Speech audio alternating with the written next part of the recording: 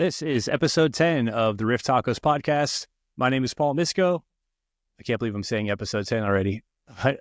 Real quick, I want to say thank you to everyone who has reached out about the last few episodes. The response has been so awesome, and I'm very grateful to have the caliber of guests that I have already, and also to honestly even have an audience at all with only 10 episodes being released. I know new podcasts usually struggle for a while when they're starting from zero.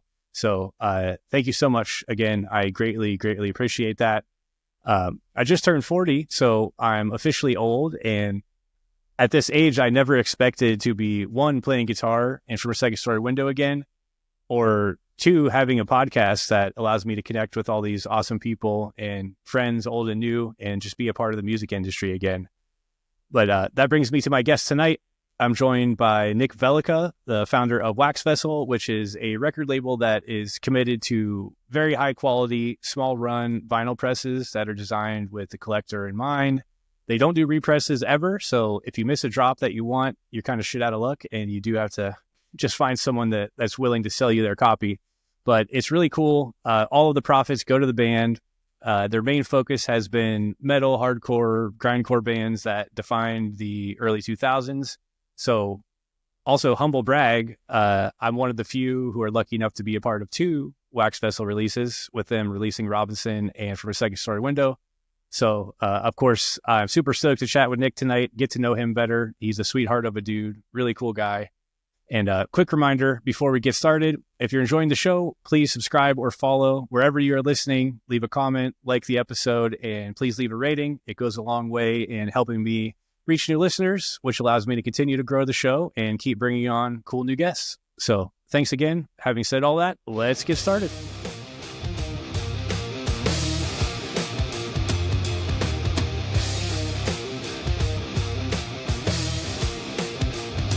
Yeah, if you want to, go ahead. Thanks for listening to Riff Tacos with your host, Paul Misko. Well, thank you very much for joining me tonight, sir. I know you have a lot going on. What's new with you? A lot less than you'd expect. Everything going on, I'm telling you, it's all just family man shit. You know what I mean? I just had a new baby. So very excited. Is that your second kid? It is. Yeah. It is number 2. So we've got congratulations, Pepper and Polly. Thank you. People always tell you those are amazing names. I'm about to blow your mind right now. You ready for this? Both of them, J middle initials. So we've got double PJs at the house right now. Very exciting. Wow. That's the awesome. wife. She's good with names. So I'm along for the ride. I'm having a great time though. Those are really cool names. My cats are Harvey and Leon. Those are my children. That's good. No real children going on right now? No. Not even in the oven? You don't know? No. I've been with my girlfriend pretty much since 2010. And we both never wanted kids. So that was like a big, thing that we knew from the start. Was like, okay, that's important. Like, some people change their mind, but neither of us ever did. Yeah. Well, don't tell your girlfriend, because my wife and I, we were together for like 10 years too before we got married. So not if that makes your job any harder or easier for her to have that deal, but yeah. Yeah, it's that kind of stuff, man. I mean, I'm staying busy. I got a couple pokers and a couple fires, got a lot of plates in the air, Yeah. But yeah, it's good. How many Business people are usual. on the Wax Vessel crew? It's me and Nick, me and other Nick, 2 Nicks, Nick Inholt and Nik Velleca. That's it. Yeah. So here's the thing, which is I pride myself in a level of production quality, which it seems like you can relate to. I mean, first of all, sidebar, reverse podcast. Now I'm the host. Question for you. You really kind of jumped into this head first. Production quality is very high. All of your stuff is very well produced. Thank you very much, man. All these podcast guys, not that it's it is a type of guy, but it's like people are like, hey, I'm in a space that's adjacent to this thing, and I'm just going to download Anchor or whatever and start a podcast. And it's like not the case. Like you're doing the shorts, you're doing like, it's very, very high production quality. So I really appreciate that. Just me. Right. It's yeah. I spend many, many hours per week on this, and I love it, but it is a lot. So like, it's like some of the 2 or 3 of the podcasts now have been 3 hours long. So Crazy. I have to go through all that footage and pick out clips, and you can do the AI clips where they'll pick random shit, but they're never great. They're never the spots that you want to highlight. Can't be. Right. Yeah. So it's like that, the artwork, and then uploading to everything, and then Yeah. social media. And I do that That's for a a lot. living. So I kind of have a skill set already that got me started, but this Sort of is nice still way all to new relax. Do it for Yeah. work and then you come home and edit fucking reels. to me. Right. Yeah, for sure. But that kind of bleeds over into your thing. Then you do it for work, and I don't want to say that I do. There's no way to say it. I hate doing things where I have to talk about myself. Bad formats for us to be doing, Right. unfortunately. So I'm gonna try. But I like doing things. So I take a lot of pride in all the things that we do. And I get a Yeah. lot of it. I think it's actually a negative in a lot of instances because like I'll reach out to bands, I'll reach out to people, and I think they think it's like a corporate entity of some sort. You know what I mean? Yeah. Like it's just 2 guys, just 2 dudes. Both of us have Well, dude, everything you've jobs, done is doing it for super high fun. quality. It's very impressive. That's anything. Yeah, that's the perspective I wanted to approach it from because it's like I'm a consumer first. I am a good little consumer, and I know what I like to consume in terms of things. So, anything worth doing is worth overdoing, as my old man would say. Yeah, absolutely. Like I will spend lots of time on little details that don't matter just because I can't let it Right. go. And it's like people would never it's notice that. I kind of You'd be owe you a big thank you because you're pretty much directly responsible for getting From a Second Story Window back together by doing the vinyl. And it's if that didn't happen, I wouldn't be doing this. So I owe you 2 thank yous, honestly. Well, I mean, you're like, what do I say to that? I mean, I will call it the wax vessel effect to a degree because there's everyone's back now. Sawtooth's back, Doc Dracula's back, Rosefield back. Like I go down the list, everyone's back now, and it's funny. So you have the metrics. You're a media guy. Now that you're back, would you say that your audience is older dudes or younger dudes? Is it everyone rediscovering it? Oh, I remember this and I love it and it rocks. I'm happy they're back. Or like, oh, this is new and this rocks. I think it is mostly people our age from that era, but then there is a small group of younger people I'm noticing that follow us that are like buying merch, and you'll see like we'll get tagged in like what looks like maybe a 19 or 20-year-old wearing our hoodie, and I'm like, whoa.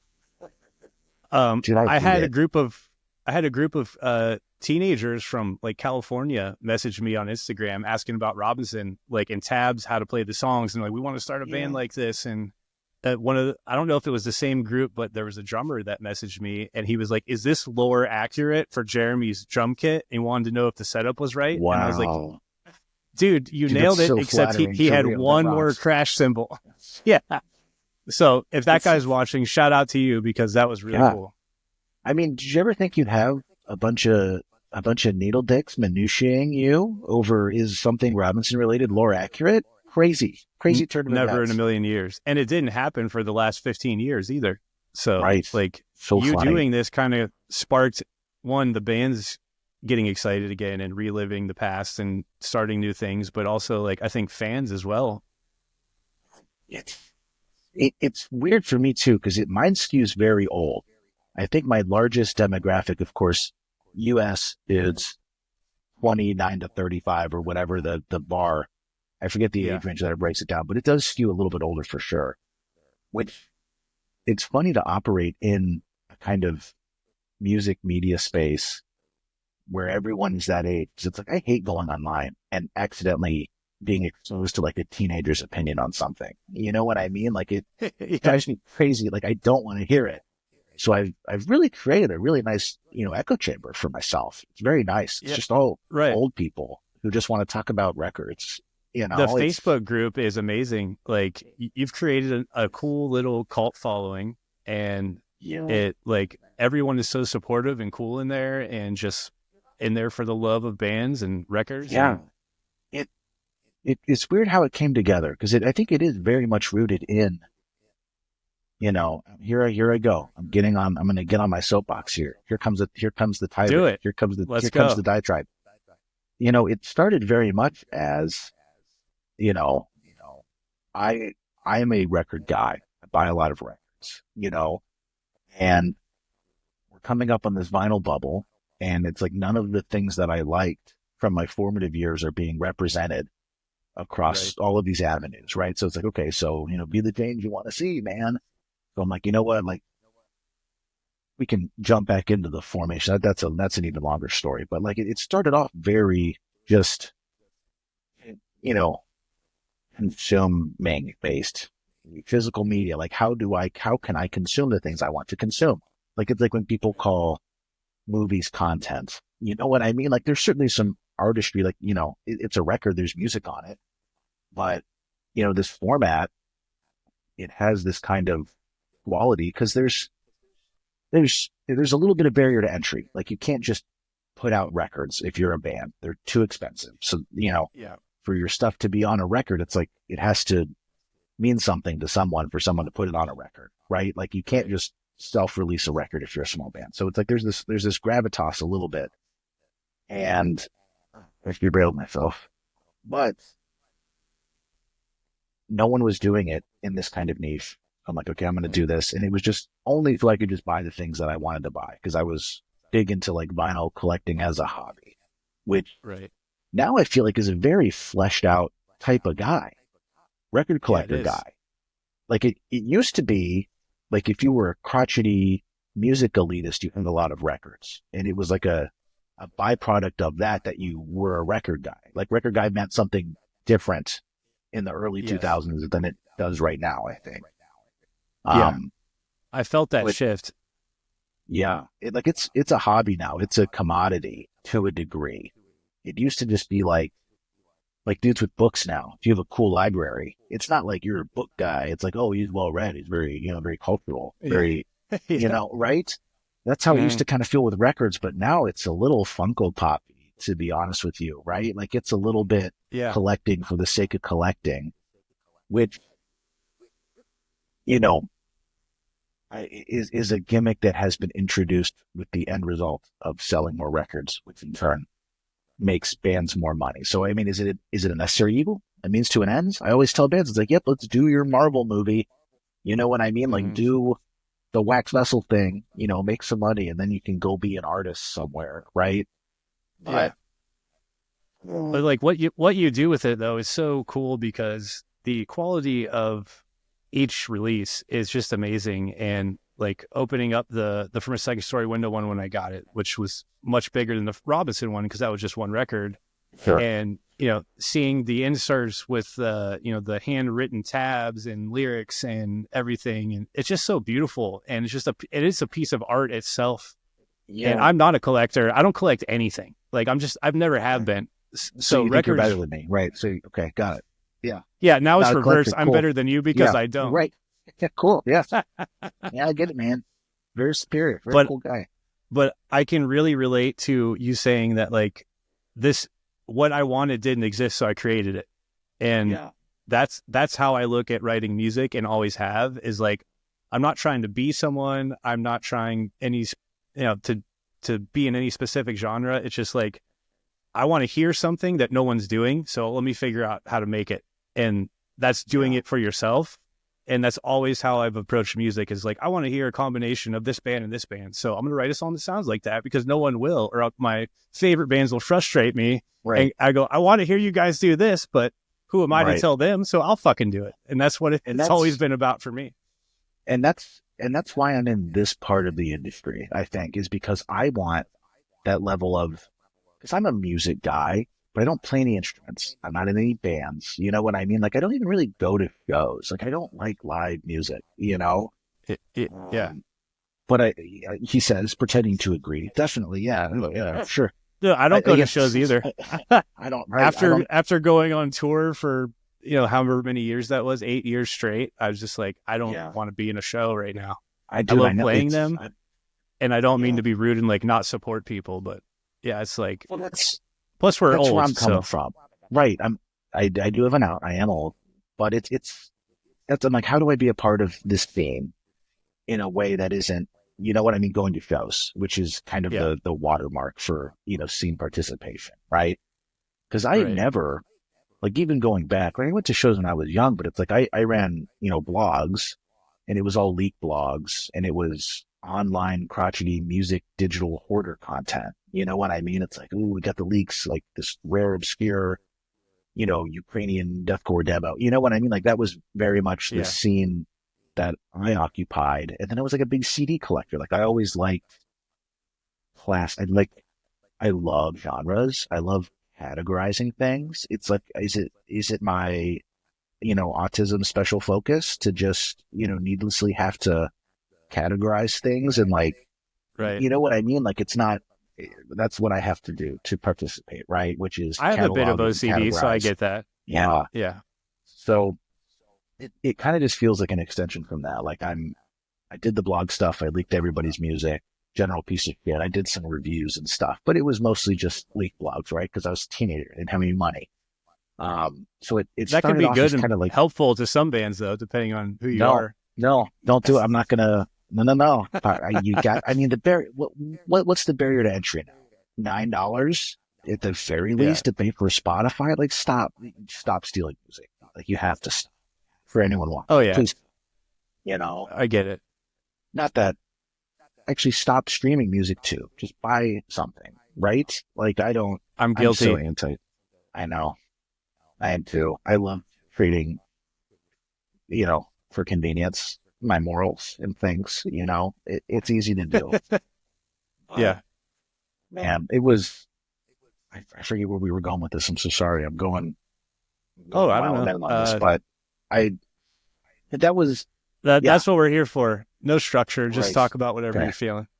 Well, it was, the carryover collector mindset from that, which is like, how do I be included in this theme without going to shows and doing all these things? It's like, but I feel like online music guy was a subsect of music fan that wasn't super well represented in pop culture. You know what I mean? Like, who are the people who are just like writing reviews and doing genre tags on Encyclopedia Metalum and shit like that? You know what I mean? Like, who are these unsung heroes making Discog listings, right? We have to exalt the media man, and that's kind of what this was. And I wanted to kind of put my thumbprint on it because I like to imagine myself as a curator. These are the bands I like. And then how do I involve myself? It's like, well, I'm going to redo the art in a way that I think is representative of how I want to do it. So it's hubris, I guess. It's like, I'm not in your band, but I'm doing your stuff. I'm going to do your art. Like, I get to be in your band, right? So, do you think it was like a self-imposed penance for releasing all that music you shouldn't have? Right? Yeah, I think so. I think that's how it started, right? It was COVID. It was just like a cool COVID hobby. I was getting ground up in my dumbass mortgage job. You know what I mean? I was just so bored. Like, I got to do something. Right. So was it 2020 that you first started? 2019. Okay. 2019. So I mean, it was pre-COVID for sure, but I was kind of like just putzing around. That's also a lie. I was not putzing around. I immediately ordered like 10 cents. Like, you were in there. Robinson was in there. Yeah. In the sense that, like, I had done that first release. So Pattern Recognition Records, who you might remember, maybe not. They weren't. I don't think Robinson did anything with Pattern Recognition. No, but they were doing that first Destroyer demo. They were doing a tape reissue on Dead Sleep for Destroyer. And I saw that, and I'm like, wow, someone remembers Destroyer. Like, this rocks. Finally some online, physical format representation here. Yeah. Like, someone and shout out to those guys because they're awesome. Out. And also they're back too. I don't know if that's you saw what I heard. Yeah, I did. Yeah. Do you know who's doing? Do you know who's doing vocals for it? I do not. Me neither. They won't tell me. Nobody knows. I just feel like that's kind of like a make or break for comeback thing, you know? Yeah. That's a risk. That's a risky proposition. Like that's big shoes to fill. Yeah, it is. And RIP to, I forget his R.I.P. name now, and I'm an asshole. Jamie. Yeah. But yeah, Jamie. So he was amazing, and they were such cool dudes. I think we played more than one show with them in Robinson. I think we stayed with one of the guys maybe, but they're such great dudes. So that's great to hear. And I'm sure they'll make the right choice. It certainly will. I just also love speculating and talking shit and reverse talking shit. Oh yeah. I guess, you know what I mean? It's very, as a legacy music guy, it's just like, as a fan, it stresses me out to be honest. I couldn't imagine being in their position either, because if we got Robinson back together and Mike didn't want to do it, I'd probably be what like, are you gonna do? We're just not going to do it. Yeah. You can't get it back together then, right? Yeah. Which, same with Sean coming back. If Will left, if we didn't have Sean, we would have just been done after Furnace Fest. So I can't imagine making that choice. I don't know how political we're allowed to get on this podcast on the Will versus Sean thing. You know what I mean? Because I love Sean era from a Second Story Window. Of course. You know, I'm a red-blooded American. I like my Sean era from a Second Story Window, of course. Right. But like, I get the Will era for sure. I get it intellectually. You know what I mean? Like, I'm gonna say something. Am I the world's biggest conversations meat writer? No, I'm not. You know what I mean? But as a point in time, I think it has a lot of cultural relevancy. I think it was very much a product of its time, and I respect the progression of how your albums went. I think it was completely appropriate, completely correct given the landscape. And I think another album post Conversations, you would have ended up like, you know how, I don't know if you listen to like Pianos Become the Tea. I don't know if you listen to like I know Sunday, of them, you know, yes, like, but okay. Yeah. So they kind of did a transition, like Death Heaven kind of did a transition. Like I think it would have kind of broken into the greater cultural zeitgeist with one more album after Conversations with leans on it. You know what I mean? You were knocking at the door of like some true kind of post-hardcore with a little bit of, you know, so I get it. Yeah. But it's also like Lowest is so good. Like, I'm really happy God's best. You know what? But also it's like, I have a personal rule. I will not listen to anything with cleans in it. I won't do it. Life's too short. I won't listen to anything without 100% harsh vocals at all times. I respect that. I think we're at the point where like, Will's got a beautiful voice. We're sick of heavy music from being on the road for so long. Let's just do whatever the fuck we want. And it was like, first time writing with this group, because I had just joined the band after Delinda came out. And I think we all would agree with you right now too. We look back at it, we go proud of it, glad we did it. Yeah. But there's so much I would change about it. And I would add more aggression to it. I would, like there's so much shit about it, not to get into all that, but with Sean coming back and we were all kind of in that mood before, even with Will still in the band. We're like, we kind of like want to stop this walking the line between Conversations and heavier, and let's just go fucking all the way. Gotta pick sides, right? I am, I respect, and that's why I like Conversations, because I think it would have been super easy to not do Conversations. I think it was harder to do Conversations at the time than it was to not do it, because you had a pretty well established audience. And you're like, we're gonna throw them kind of a curveball a little bit, right? We knew people would be mad, and they were, and that's fine. Right. But you know what? True artists never appreciated in their time. So I'm glad you get to kind of come back a decade later. And, now I think time has been kind to your discography, to be honest with you.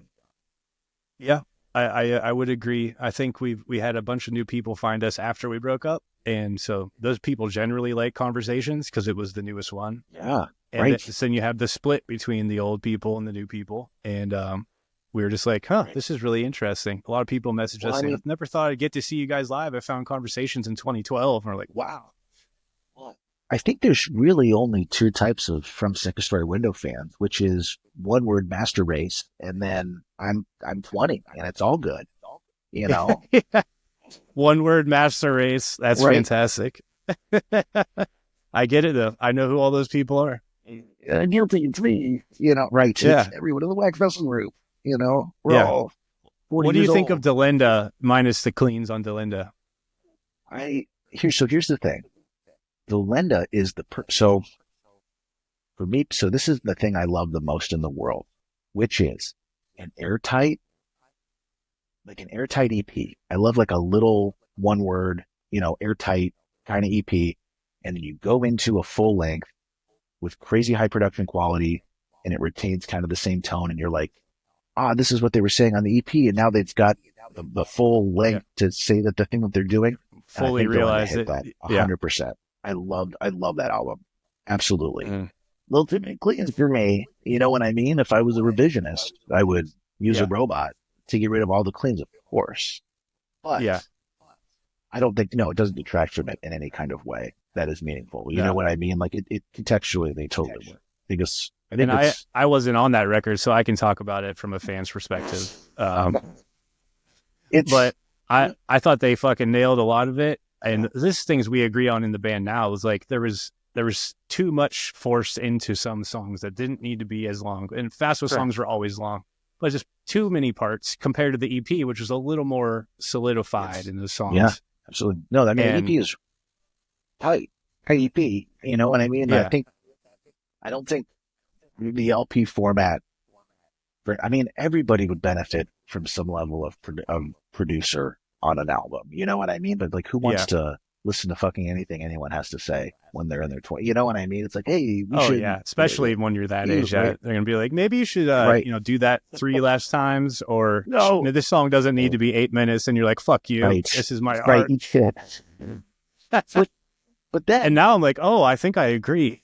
Right, but then it's like, if you zoom out, macro view, within the context of your full discography, I think it's fantastic because it's not like things get less sprawling as we get into conversations. You know what I mean? So I think it totally works, and that's why it was important to do From the Second Story Window as a set like that for me, because I think the discography is an experience, and I think is a story more so than each individual. Yeah, I agree, and that art was sick. It all came out great. That was another thing I was going to say just about Wax Vessel in general is like you take the original art and do a fresh take on it, and it's usually better because that was made by God knows who in the 2000s for each band. Right. They just look fantastic. So I think so too. Killer job on that. The only thing, and this is the only issue. I've definitely backed myself into a corner on this Wax Vessel stuff with the no represses. It's a double-edged sword in the sense that, that FOMO that I have to buy it right now or I'm never going to get it again is a great engine that I can use to power the whole experience. I mean, if we look at, I would say my contemporaries in the scene, everyone doing kind of neat, boutique, short run, repress labels. You know what I mean?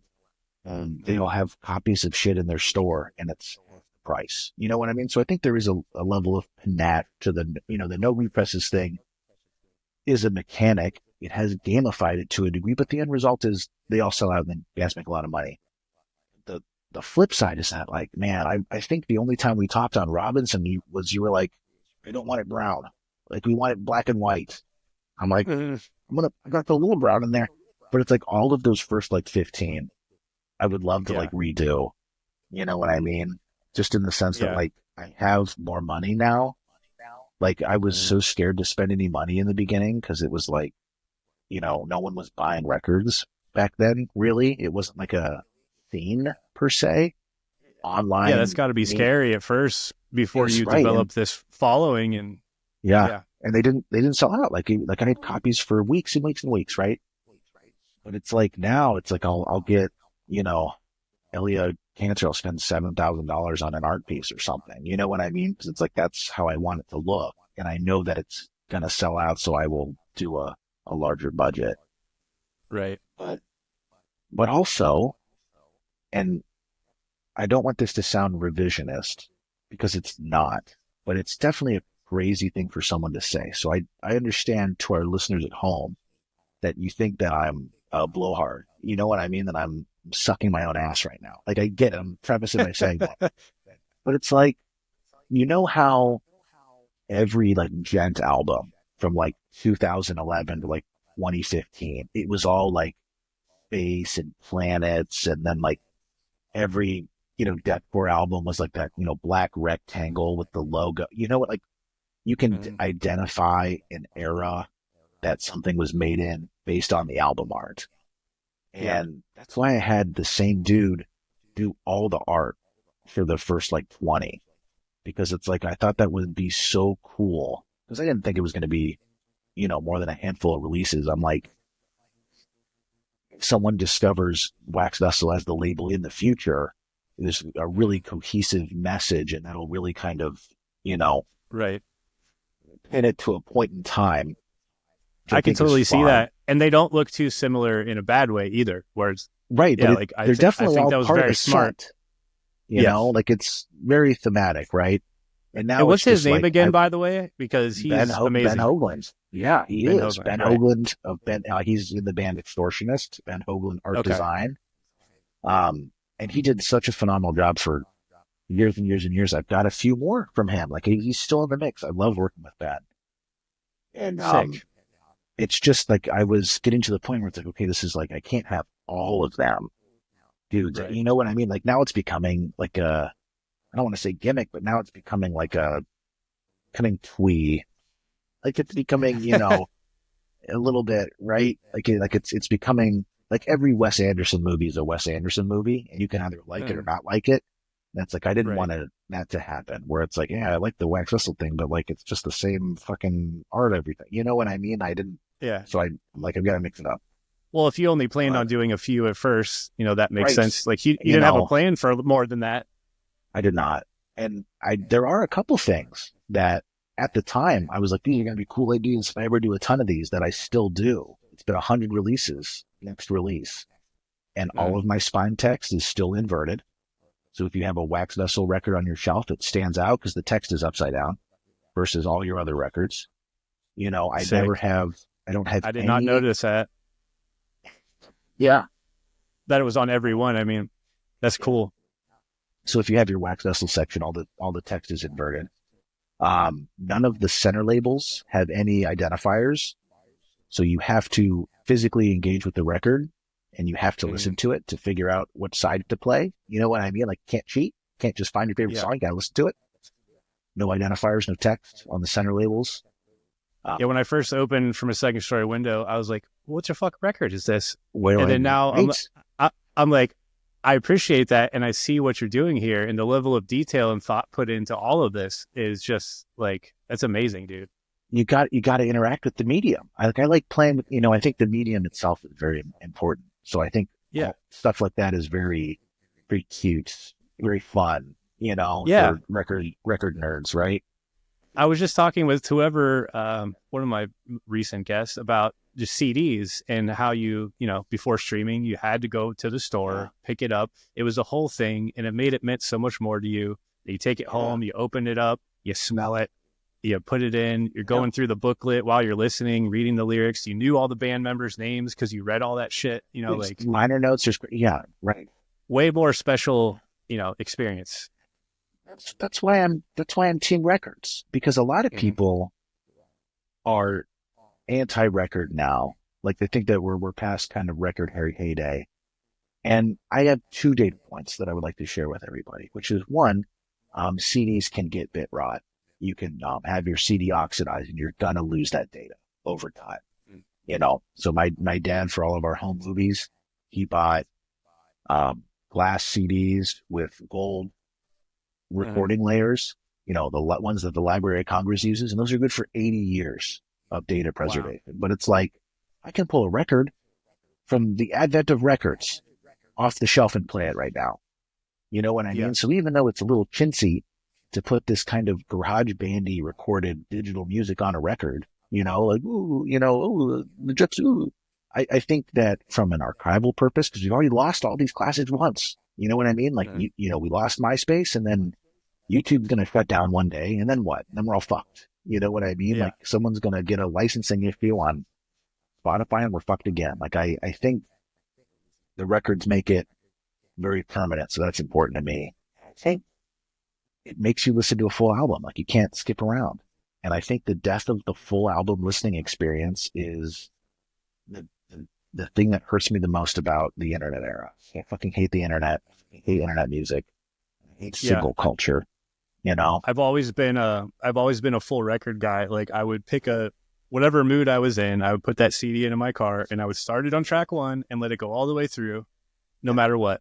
And I did, of course, have some CDRs with mixes and shit, but that was like what I always loved, because I want, as a guitarist and a musician, I like writing pieces of work that are multiple songs. Like, just like the artwork you're saying. Yeah. Like this set of songs in this part of my life during this is how I feel right now. That represents that. And the whole EP or record, whatever it is, tells a story. So that's important to me. And I enjoyed listening to music that way, because I knew that's what a lot of artists were trying to get across. Like, listen to it in this order because that's how we wanted you to hear it. Because I created it in that order. That's what I'm saying. Like, and even more so, I don't think pop albums, rap albums, I don't listen to anything other than specifically what I listen to. So I don't know. Yeah. I mean, I think there's a lot of, I think there's a lot of like rap and hip hop and R&B albums that have a very deliberate kind of album thing. You know what I mean? But it's like, I feel like metal bands, like extreme music, everything that falls under that umbrella is really kind of the last bastion of the full album experience. Like, you still have tracks that are 8 seconds long called something just for some kind of flow in the middle of your album, right? And yeah, I couldn't name one song. I couldn't name one from a Second Story Window song. Couldn't tell you the name of any one individual song from all my favorite albums in my entire life. Like, I don't know. I can tell you the year it came out and what the album cover looks like and the name of the album. And, like I've never listened to a one-off song in that kind of way. Like, I have no interest. Right.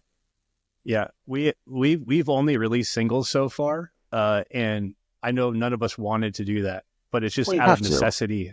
Yeah. Of when we could record.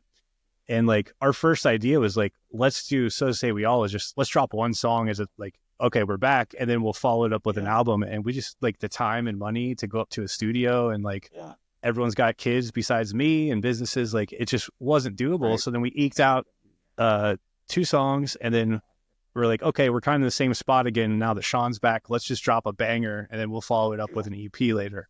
So that's the plan. But I know all of us, we all would want to put out a full record if we could just do it and have the time. I mean, I'm from a purist standpoint, of course. Yes, please do a full album. But like, pragmatically, we're all at a certain age now. But, I get it. I don't think it's for sure. I think if nothing else, having to create within that kind of context is giving you stronger singles, to be honest. Like, Lowest as a standalone is fantastic. Would it work great within the context of full album? Of course. But, as a standalone, it's great. And I think it's also just like a big fuck you, Sean's back and we're going heavy. So right. And you get less than 2 minutes. So yeah. Less than 2 minutes was crazy when I saw that. That was sick. Yeah. I'm trying to think, because I'm really bad at it too. Because it's like, for every time I do like a new release, so like Sawtooth Grid, when they come back, it's always just like, oh yeah, they did a whole album. Here it is in full, buy a record. And it's like, all these bands are like, we should put out singles. I'm like, yeah, probably. I'm like, yeah, definitely. I think people like that, but like, I can't get on board. I can't do it. Yeah. It makes sense logistically, but artistically, it drives me nuts. No. So that's why we're dedicated to doing an EP, where like full length would be too much for us. But is there anything more powerful than like a 6-song EP with an instrumental track as like your 4th or 5th album? Because like, that you got some shit to fucking say, and it's going to be good. Like, anytime I see a legacy band put out like a 5-song EP, like, I'm ready for it to be their best material, so deliberate. I think you could honestly say, though, of any full length ever, you could probably boil it down to 6 songs that really are necessary. Like, how many full lengths from track 1 to 10 or however many are just all bangers? Like, very few I could probably think of in my history of like. I do keep a list. I know there's quite a few, no doubt. Not many. I don't have too many 10s, to be honest with you. And the ones that are 10s, like Parasite, like See Next Tuesday Parasite, it's 14 minutes long. So, Right. yeah, it's a full length, but like it 14 minutes runtime. Like that's tight 14, even though it's 11 tracks or something, right? Yeah. I love that I record. don't, And their newest I one know it's, was just the best. That's my favorite one. Not the that's your like favorite remix one. one. Yeah, what the hell You was it think called? that's And your I'm a terrible favorite fan. one? And I'm wearing the See You Next Tuesday shirt Well, from a what was second it? story window picture. Distractions? What was it? I think that Distractions, was, yes. yeah. That was my favorite one, yeah. That's your favorite See You Next Tuesday record. That's bonkers to me because you were there. Yeah. You Yeah. went shows with See You Next Tuesday 2006. You know what I I think mean? it's their like full realization of all the shit they did. Nonsense. Because the I answer is think they killed obviously it. intervals is the full realization. I think it did. I Oh, think Intervals is amazing. by and far their best record. 100%. Nope. I never listened to Intervals in full until a couple of years ago. And then you I were only like, heard what the pieces fuck? of This is it. the best record I've ever heard. No, it's so good. It's so good. Yeah. I love the direction they were starting to go. And then they broke up after that, right? And then Yeah. came back 2015 Yeah, or something, I think. Yeah, they came back with Distractions, right? Well, I mean, they did a Wax Vessel release, and then they came back. Yes. As the story What was I goes. going to Yeah, say? I think that. Yeah, they came back on Distractions. Yeah, Wax Vessel when was their release? let me pull up my spreadsheet. I think it was like 2020, 2019, maybe like late 2020, early 2021, perhaps. Yeah. Let me pull up my spreadsheet, please. I've got it right I'll here. show off this shirt It again. was. So they surprised us at our reunion show, and Fox asked me for a photo of the band, and I sent them that, and then they had this at their merch booth, good. just with us. So good. One of the best things ever. So good, dude. It's been fun because I got to work with See You Next Tuesday on. This was a tragedy, like all their old stuff, all that kind of pre-Fox stuff, which from like an archival standpoint, crucial, seminal material. You know what I mean? Yeah. Like I love This Was a Tragedy, but Parasite, Intervals, untouchable. But then, oh my goodness. But then I got to work with Nik again on Flesh and Blood Robot, which I thought, working with Fox and Nik, I thought was really fun. That's what I'm saying. All these, I started off having just a very small network of dudes that I talked to, like kind of in the scene. I'm kind of like a crotchety little hermit, you know what I mean? But it's just, one of these things, like everybody is in everyone's band, and all of these bands have I don't have to like message anyone at any point. It's just always like, oh yeah, I was in a band with so and so. I'm like, oh yeah, let's do a record. You know what I mean? Like it's everyone so knows fun each now. other, right? Which of course, but yeah, I was looking. That was 2020, October 2020. What was that? See You Next Tuesday. Yeah, what was I going to say? Now I lost my idea. I know.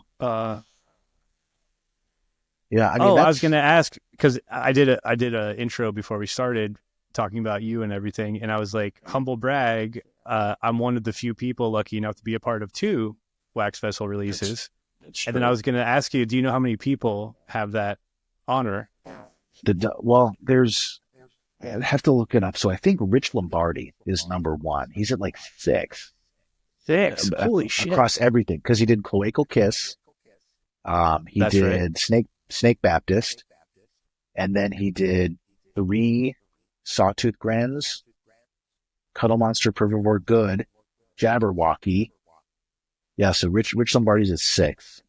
Okay, so I'm full of shit. I know, unfortunately. And he'll be on here in 2 weeks also. You got Lombardi on. All right. Oh yeah. Yeah. Dude, he's so goddamn funny. He's the nicest guy. I like that Rich Lombardi. I don't think we ever got to meet in person or play a show together, which is crazy. That is crazy. Because it's like the smallest world in the world. You know what I mean? Yes. This little crazy high vocal grindy guy, me. You know what I mean? Yeah. And it's like, how did we never cross paths? It doesn't make any sense. And my memory from that time period is super shot to shit, so I could be totally wrong too. And he'll correct me.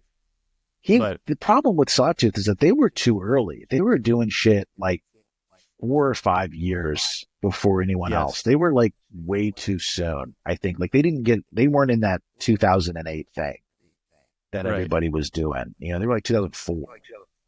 I still feel like they were somehow bigger than most of them, though. You'd think, right. I think so.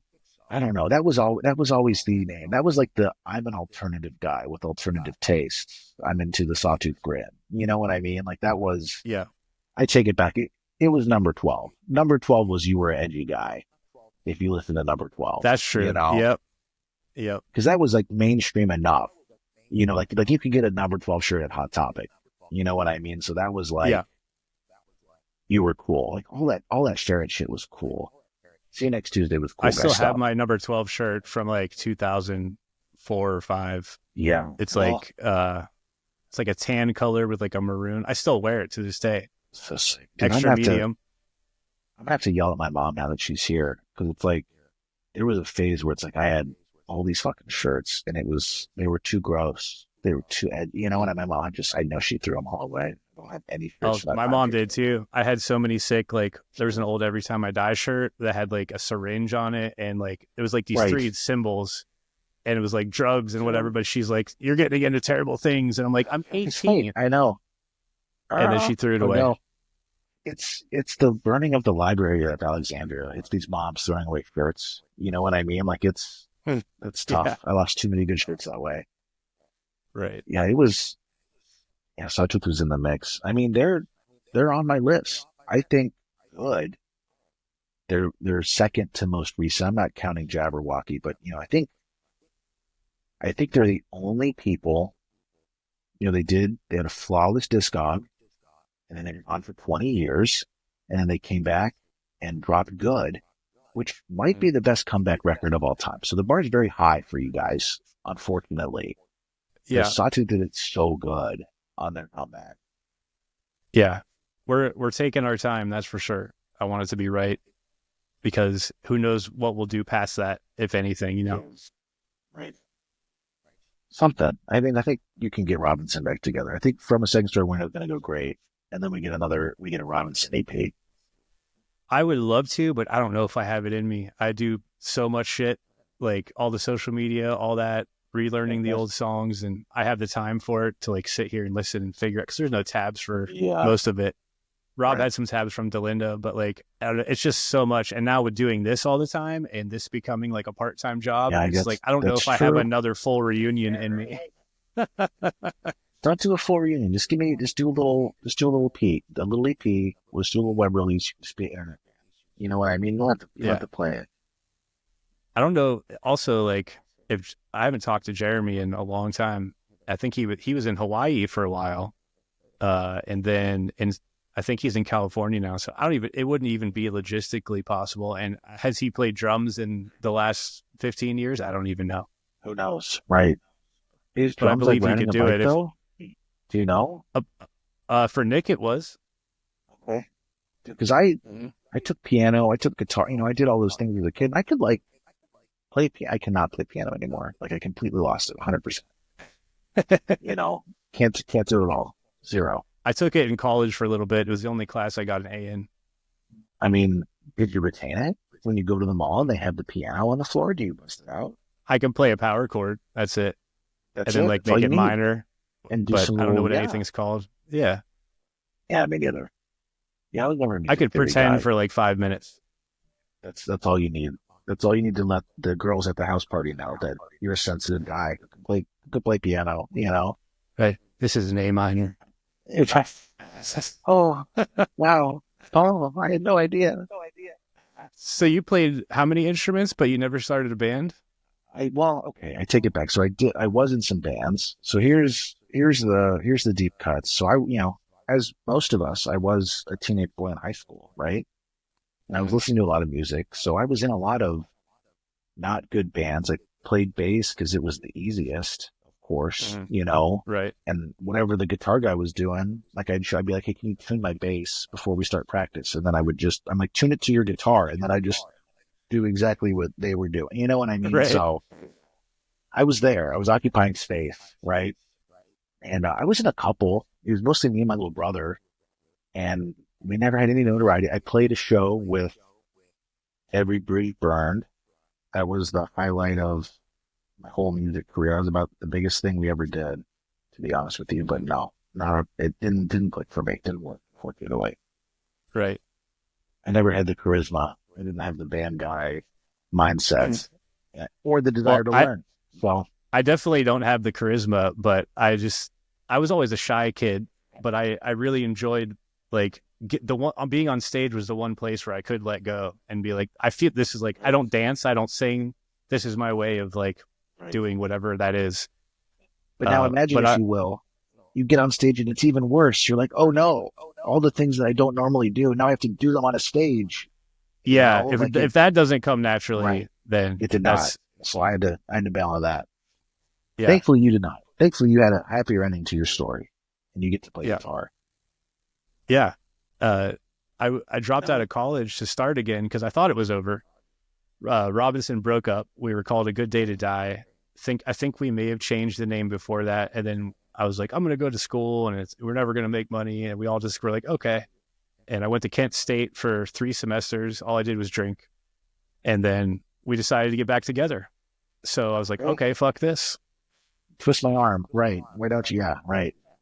Yeah. That was me, man. I went for not even a full year. And then I dropped out to just fuck around on the internet. You know what I mean? I'm like, I'm going to do it. Like, I'm going to do label stuff. I'm going to do music stuff. And it just never really clicked. So I did go back. But it sucks we were too early at the age, like where if you could have started a YouTube channel then and made money and been one of these streamers and like, you know, I feel so old figuring all this shit out. Well, here's the thing. Here's the only thing that makes me sleep a little better at night, which is Cam Argan from Disfiguring the Goddess. I don't know if you remember Disfiguring the Goddess. I remember the name. Yeah. Well, you remember? So, you know, Cam, he was so early on YouTube. He was like the only metal dude on YouTube. He was doing like vocal covers and stuff. And he was really going full tilt. And even then he didn't become like a YouTuber. Mm-hmm. You know what I mean? So I think it was more than just timing, to be honest. So let's not beat ourselves up too much. Because Cam did it. He was there. Yeah. And but I know. I did a couple like Bring Me the Horizon covers or something, just fucking around on there. Yeah. Just to like, and I had no idea this would become a thing. Like, I think that was before you could make money. Yeah. Crazy. I spent the entire of my peak YouTube, me and my little brother shooting paintball guns in our backyard. So it's just my YouTube is 300 videos of shooting a tree with a paintball gun. You know what I mean? Like, I didn't work out. I didn't become a YouTuber. There's that era of like our generation where if you were shooting videos, you kind of wanted to be Jackass, and everyone was trying to do that. We did that. We called it jerk off. We would just be at a party. Someone had a camera, probably Joe, and then we would just do stupid shit and get hurt. And we just go, "My name is Paul Bisco. Welcome to Jerk Off." And I would jump through a coffee table or something. Like, isn't that just so crazy that it's a universal masculine urge to like hurt yourself for your friends' amusement? But it's like they did it first on video, and they get to. And all of them are so fucking funny. Yeah. I'm happy it worked for them, but it's like it makes me sad because it's like everyone's always talking about. It's like, you know, when are we going to get the next Mozart? Like, when are we going to get the next, you know, Einstein or whatever? It's like we can't have the next Shakespeare because everything's already been done now. You can't have the next great Jackass because we already did Jackass. You know what I mean? Like, the pool of things to do is getting smaller. Like, you can't be the first to do things. With like music genres a lot now. Like, everything's been done, to the heaviest thing, to the most mellow thing, to the poppiest shit. So like, you can still combine things and find some new stuff, but it's like, after another 20 years, where are we going to go? Like, dude, I'm going to be honest with you. I used to think that way, but then do you remember like the whole dubstep thing? Yeah. They just invented a new one. Just made a whole new genre out of non-instruments that doesn't sound like anything that ever had existed before. We all loved it. So I said, okay, I guess they'll just do that again at some point. That's true. That was a big one. But like, again, now we've done that. So we're checking off the box still. Right. So it's like, I don't know. It'll be interesting. I think in some ways it's good to hear all these genres combined, and in some ways things get watered down, and then, or you get too much of the same shit. Like a lot of the metal stuff these days is overproduced. They all sound the same. It's all so heavy and tuned to drop F and whatever. But I'm like, I need someone to make me feel something, because it all feels very mechanical. And I'll be honest with you, it's because of the goddamn internet. Barrier to entry is too low. Everyone can make a band and record it, and as such, there's too many bands. You know what I mean? Like there should never have been this many bands. Yeah, like, as great as it is that anyone can release their stuff and be their own record label, you're right. Like, it's oversaturated, but too much. So which is why it's like why I'm even more upset about all this kind of AI stuff. I'm like, oh, so we want to remove another barrier to entry? You don't need to play instruments anymore. You can just make some AI music and we'll have infinite procedurally generated music. And it's like, how hard are people going to have to work now to cut through that noise? You know what I mean? Too many bands. Yeah. And your average person who doesn't care or know anything about music, they'll just listen to it and enjoy it. And it's like, I'm not going to be mad. That's fine. You like what you like. Yeah. But for the people trying to make music and real art, it sucks. Yeah. I think it's tough because there's been a war on music to commoditize it for, post Napster, you know what I mean? Like advent of the streaming era. And it's just going to be a matter of time before you like enough songs on Spotify and they're going to procedurally generate an infinitely long song that's just a mood that you can just have on as background noise while you do things. You know what I mean? Like, we're not even going to have music anymore. It's going to become a fringe art, like sculpture or pottery. And they won't have to pay anyone either. Won't have to pay anyone. Like, it's just as if they're paying anyone shit anyway. Right. That's what I'm saying. We've let ourselves get complacent. All these fucking assholes are like, yeah, piracy is great because it gets the word out there. I'm like, you did this. You set the example that you're okay with being paid $0 for music, and now we have all these streaming services, Yeah. Too many bands, too little money, everything. I think it was Snoop Dogg not long ago. I heard talking about that on a podcast, and like whatever one of his major hits, millions and millions of plays on Spotify, and over, I forget how many years it was or which song it was, but he was like, I made $40,000. Like, it's just probably billions, not even millions. Like, and you'd imagine someone of that level was at least making $1 million. Yeah. No one in music is getting paid off the music. You know what I mean? No. Like, the music is like your brand to then sell shirts and, go have shows. Like, no one, the music's just your ad. You know what I mean? And like everything else, just, and you're now being forced to be an influencer and trick algorithms just to get views. That meme I saw, I think I reposted it. It was a while ago though, but it was like something about all I want to do is make music, but now I have to be like a social media manager and this and that. And I can't even just do a video I want to do because it has to have a hook in the beginning or it's going to get shown to 200 people. And, and it's like, this is never what I signed up for, but unfortunately that is what it is. It is. And that's going to be, we're at a divergence point where the only people that are going to be successful in music are the most unlikable fucking people in the world who are really good they're just playing the game. You've got the really good marketers. You know what I mean? But like the music guys are just going to continue to go further and further underground, which does rock. You know what I mean? I love high barriers to entry to, listening to good music. I think that's cool. I think you could have to follow labels. Like, I think the institution of a label is good. Like, I know it's like everyone's like, well, record labels. But like, I think at its base, which is, I'm going to do that work for you.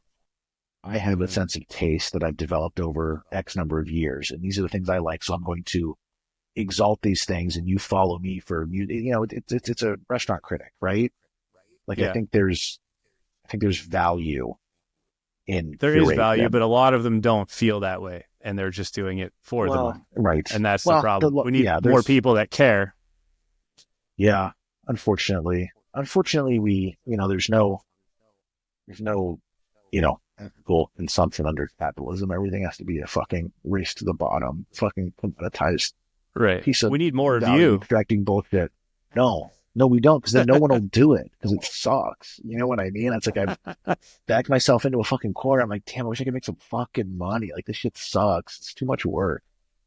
You probably should pay yourself. It is very honorable that you give all the profits to the bands, but yeah, like you deserve something for doing all this and providing all this. Well, here's how I justify it. And Nick always yells at me, which is like, if our bands are good enough, the one time a year on Wax Festival anniversary when we sell T-shirts and shit, like people will buy T-shirts for with the Wax Festival logo because it stands for all these bands that rock. Yeah. So I mean, I need one of those, by the way. I'll pick one up. I'm gonna send you one, no problem. I can buy one. I don't have to. You don't have to. That's what I'm saying. That's the cronyism, baby. You know what I mean? That's the alumni flag. I did buy a Robinson shirt though, so it is a little quid pro quo. You might have to buy a Wax Festival shirt. That's true. I will buy a shirt from you. You do not need to send me a free one. I want to support in the tiny way that I can. Well, it's nice because through shirts, and then I do like a raffle once a year for like test presses and stuff. And between those two things, we don't have to spend our own money on like website hosting. And you know what I mean? Like we don't have to like pay in a pocket anymore, which I did for the longest time. Right. So it's just because even like the little things, like people love to crawl at my ass about it, but it's like, imagine you only use 300 records and you sell them all and someone's record arrives damaged or broken. You know what I mean? Like, what do you do? It's like, I guess you have to refund them. So it's like, I don't sell all 300 now. I hold some back. Yeah. But then it's like, well, Nick, you said I was going to be paid off of 300 records. So I still pay you off 300 because the holdback is my infrastructure. Like, that's not your fucking problem. You know what I mean? And so you it's can't like just print extras that people didn't pay for. Right. So it very much is like, there's always this, I'm always in the negative, and then I sell a shirt or do a test press. You know what I mean? It's like, even recently, it's like I'll buy a bunch of art for stuff, and then like, the band will back out, or I'll buy a bunch of art, and then it's like, oh yeah, we didn't record it. We're probably going to do it next year. So I'm sitting on a $3,000 fucking panel for 18 months. You know what I mean? So yeah. Right. Why don't you keep a merch store open year round and do like a print to order thing so you don't have to print them first? Well, it's because Nick also has a real big boy job, and this is also his hobby. You know what I mean? Yeah. So I don't know if you remember Third Degree merch from back in the day. They did like all that kind of Arizona stuff, like, Knights of the Abyss. Like, they were a pretty big player in the shirt game back in the day. But that was Nick. And I started doing the Wax Festival stuff, and he would just message me like every day. He's like, let me do work for you. Let me do work for you. Let me do work for you. Let me do work for you. And like, finally, I'm like, fine. Like, just do a fucking shirt. Like, leave me alone. And he did a great job. So now it's like, he's truly, it's Nick and Nick. You know what I mean? Like, I can't do fucking shit without Nick. Like, I'm just literally all I do is I make a list of bands I want to do, and then I write inane fucking rambling Facebook posts, and I like manage the social media like that. Like, that's it. I'm just front of house, and then Nick does fucking everything. So he does all of our merch, and he's like me in the sense that he would rather do less merch, but make it really cool. So like right now we have our own blanks for shorts, for hats, for socks, and a couple other things where it's like totally bespoke, cut and sew just for us, like from a supplier, our own blend of fabric, our own dimensions and stuff. So it's like we're trying to get every single garment on our own blank, just so it's like very bespoke. So like shirts, our hoodies just finished up. So our next hoodies will be on, Vessel branded, our own stuff. So that's what's interesting to him. Like, he's a merch guy. Like, I'm a record guy. He's like a merch guy. He takes merch very seriously. So he's like, I got a big ass head. So all of our hats have to be specifically patterned for dudes with big ass heads. And it's like, ask any dude with a big ass head. Like, our hats are, the best, right? Yep. I have a pretty big head, so I get it. some hats I put on, I'm like, this feels like a child's fucking hat. I'm telling you, dude, the next time a hat goes up, I'll send you a hat. Like, our hats are crazy. Like, so that's what he likes. And it's like, like, that isn't conducive to like infinite availability. Like, if everything's available, then nobody gives a fuck. You know what I mean? But it's Sure. like, Same with the first. records. Right. And my toxic trait is that truly I am still a millennial. And it's like, people, I'm the same way. I'm like, oh, it's like, no, it's like, do a drop, do a drop, do a drop. Like, we've got to do something every 2 weeks or people won't give a fuck. Like, it's got to be high action at all times to keep people interested. Cause I'm like, at any given point, if I don't drop a record, everyone's going to stop giving a fuck, and I'm not going to be able to sell more records. You know what I mean? So he's kind of the same way on the merch. Like, it's more fun to just, I get that. It'd be like a throwaway but it sounds like he likes the same attention to detail on the merch as you do on records. Like, so you're the perfect combo. It's such a good, dude. It's crazy what a good combo. Complete serendipity. Like, completely random, two dudes meeting, exact same fucking guy. It's crazy. Like, here's the type of guy Nick is, which is, I used to have a big rubber stamp that was this big, and I would stamp every box with a wax vessel stamp. You know what I mean? Before I mailed it. And like, it was a nightmare, but it was very DIY. It was very cool, Yeah. And he contacted a corrugated cardboard factory. And he's like, I need to develop a mailer for mailing records. And like, for 2 years, he was like getting little demand, like sample. He was like, so our mailers are 100% bespoke. Like, you cannot buy them. You know what I mean? Like, they're 100 Rs. We get them 10,000 units at a time from a fucking cardboard factory. They're, printed on both sides, so I don't have to stamp them anymore. Like, and he did that. I didn't even say anything. He just showed up and he's like, hey, check this out. Like, I just got 10,000 mailers that are completely bespoke. Jesus Christ. I'm like, it's so fucking sick. That's super sick. So good. He stays doing stuff like that. I'm like, I'm always getting surprised. Like, I was like, dude, we should do Christmas sweaters one year. He's like, oh, great idea. He's like, do a little doodle of how you think it should look. And like, he put them up for order and then they ship. And I pull it out of the bag and it's like knitted by a fucking grandma. He found like a factory of grandmas to like knit sweaters with the wax vessel logo. I'm like, dude, how did you do this? It's insane. He's That's fantastic. I don't know how he does it. Who came up with the name and branding and all that? So that was all. So here's the deep cut. So when I was doing Total Deathcore, which was the name of my blog for a long time, I had a Instagram account where I would just post photos of records. Cause I was just like a record guy, Instagram record guy is a type of guy, So I'm like, I need to create some branding for my personal record show off Instagram. And I was doing that at the same time that I was talking to Simon from Nightmare/War from a Harlot's Mouth. If you talk to Simon at all, he's a car guy.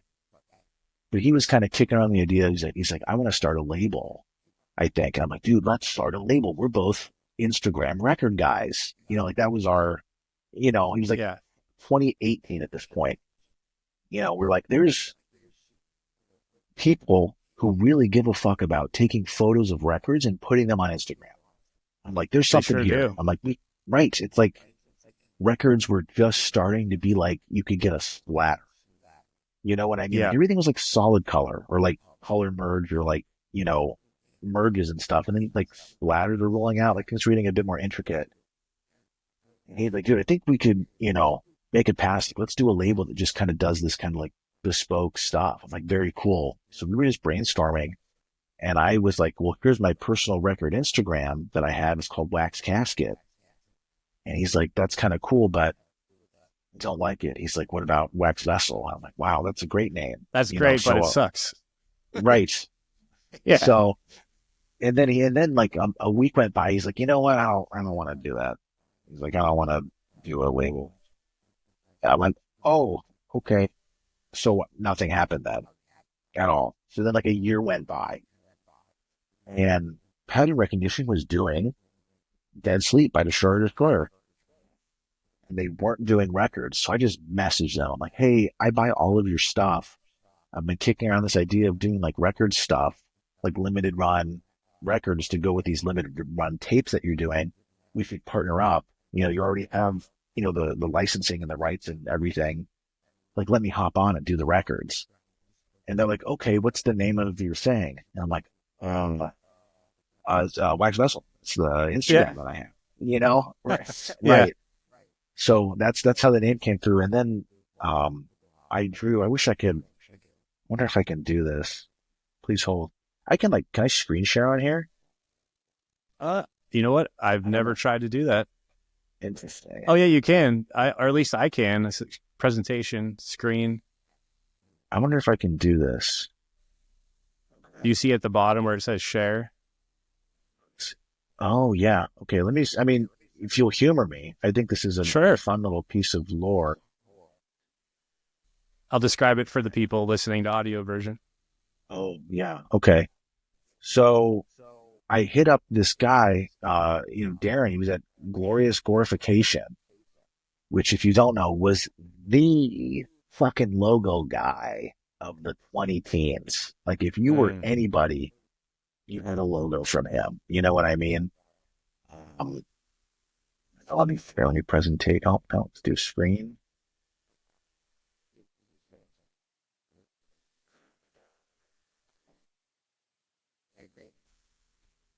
So he was like the name for logos. Oh no, I have to restart. So never mind. Okay. I have to restart the I'll program. post it later if you want to send it to me. I can send it to you. Actually, you know what? I'm not using my webcam. So what I can do. So I was talking to him, and I was like, "Hey man, like I need a logo, and I want it to be like little teeth." So that's what I drew. Yeah. I was like, I want it to be like teeth, but then like imagine if it was like, you know, yes, like the Halloween teeth. That's exactly what I had thinking of. I had those all the time when I was a kid. I think it's so sick. I was like, and then like the Halloween teeth, it was like the letters, and then he just fucking one-shotted it, nailed it. And it's so cool. He did it. You know what I mean? So that was a $50 logo from, logo guy extraordinaire, 2000s Glorious Glorification. So what's his name again? Yeah. His name is Glorious Glorification. And I don't know how much he does. Yeah. I don't know how much he does in current year, to be honest. I think he still does some, but he was, he was the man in the 20 teens, like 2010 through 2014. Well, if he's into it, we're always looking for a new From a Second Story Window logo. So that would be sick. Well, I haven't used him in a while. I'm a Lab 13 man now. Kai did that one we used for the records, and I use him for like everything now. Sick. But it was a point in time, and I haven't changed it since. I love fucking with logos, and I love fucking with everything. I'll just fuck around forever if nobody stops me. Truly. That's why I do a new layout and updated branding every 3 months, with Wax Vessel stuff. So like right now it's like, I don't know if you remember, Winamp. Remember you can get like the skins on like Winamp. It's like my current Facebook Wax Vessel theme. It's like a Wax Vessel Winamp skin. You know what I mean? Sick. So it's like, it's always like trying to mix something up. Cause like, I can't just sit, I have to like, I was just talking about, Winamp with our drummer Nik, and like how special that was to me when I I got my first Gateway 2000 computer. I begged my mom for it. It was a Christmas present. Baby. And then I remember my friends at school talking about Winamp, and I was like, "What the fuck is a Winamp?" And they're like, "Oh, you got to download this, and it comes with skins." I was like, "Skins?" Like first time I hear it, I know. And then so getting that, and then like downloading everything from Napster. And that whole not realizing where we're going with that, but having those playlists. Sorry, go ahead. No, were you a Napster guy? Because I was a Napster Kazaa. I was a Kazaa guy, and I was a LimeWire guy. No, I was Napster through and through, and then I may have used LimeWire for a little bit. My friend Roscoe, shout out him, who works at Facebook now, worked for LimeWire. Oh. Yeah. I think But yeah, that's kind of like a, which Harry Potter house are you type thing. You know what I mean? Like, what was your illegal music downloading software, yep, of choice? And if yeah, you can't answer it, then you can't join the Wax Festival, unfortunately. You know what I mean? Like, uh, you have to be an old fuck. yeah, We have to be for sure. formative years pre-internet. Yeah, like having those first playlists and like my first playlist ever before I burned CDs or whatever. Like I just remember going, it would go from like Blink-182 to Korn to fucking, Of course. Yeah, POD to there it is. Slipknot. And it's just such a special time and like feeling in my memory when I think back to like sitting in front of that computer till 2 a.m. Like, Dude, I think it yeah, was, I traced it back. I was thinking about it the other day. I think it's because of Tony Hawk Underground. I think yeah, that's what started me down this whole path, to be honest with you. I can see It was that. like a I was little bit, never a it was big like a Tony little bit Hawk guy, heavy. but yeah. Well, I mean, you weren't a teenage boy at the time. You weren't playing freaking Xbox. You weren't playing freaking I was, PlayStation, but man. if I didn't have a gun in my hand, I wasn't really into it. Sure. Okay. I mean, yeah, because it was all it was like I was like a Need for Speed guy, and Mhm. all those soundtracks were like a little bit heavy. Like the Tony Hawk They were, had, yeah, it was a little bit heavy. So I think that's what did it. Because I was like really a, you know, top 40 type of guy. You know what I yeah. mean? And I think it Before that, was, you were. yeah. I don't know I don't know what song. You know what it was? It was the song "Waiting to Die" by NPE. Uh, It had a little bit of harsh vocal in there, and that's what did it. I'm like, oh, I'm like, that's kind of cool. And then yep. that was it. I think mine was. It had to be a Corn song. Like, I mean, I wasn't allowed to listen to Corn, yeah, but I wasn't either, but I convinced my mom to buy the it, Walmart version, which was edited. So sure, okay, cool. See, yeah. that's a good work. I didn't even think about that. What was the first CD you ever bought? Do you remember? Oh, it was maybe Green Day. Um, I got into music late though, as far as a teenager. So my friends were Sure. all into like early Blink-182, Green Day, Nirvana, Yeah. and then my first one was probably like Green Day, Nimrod, I think, and then Follow the Leader. I had a Kid Rock one in there.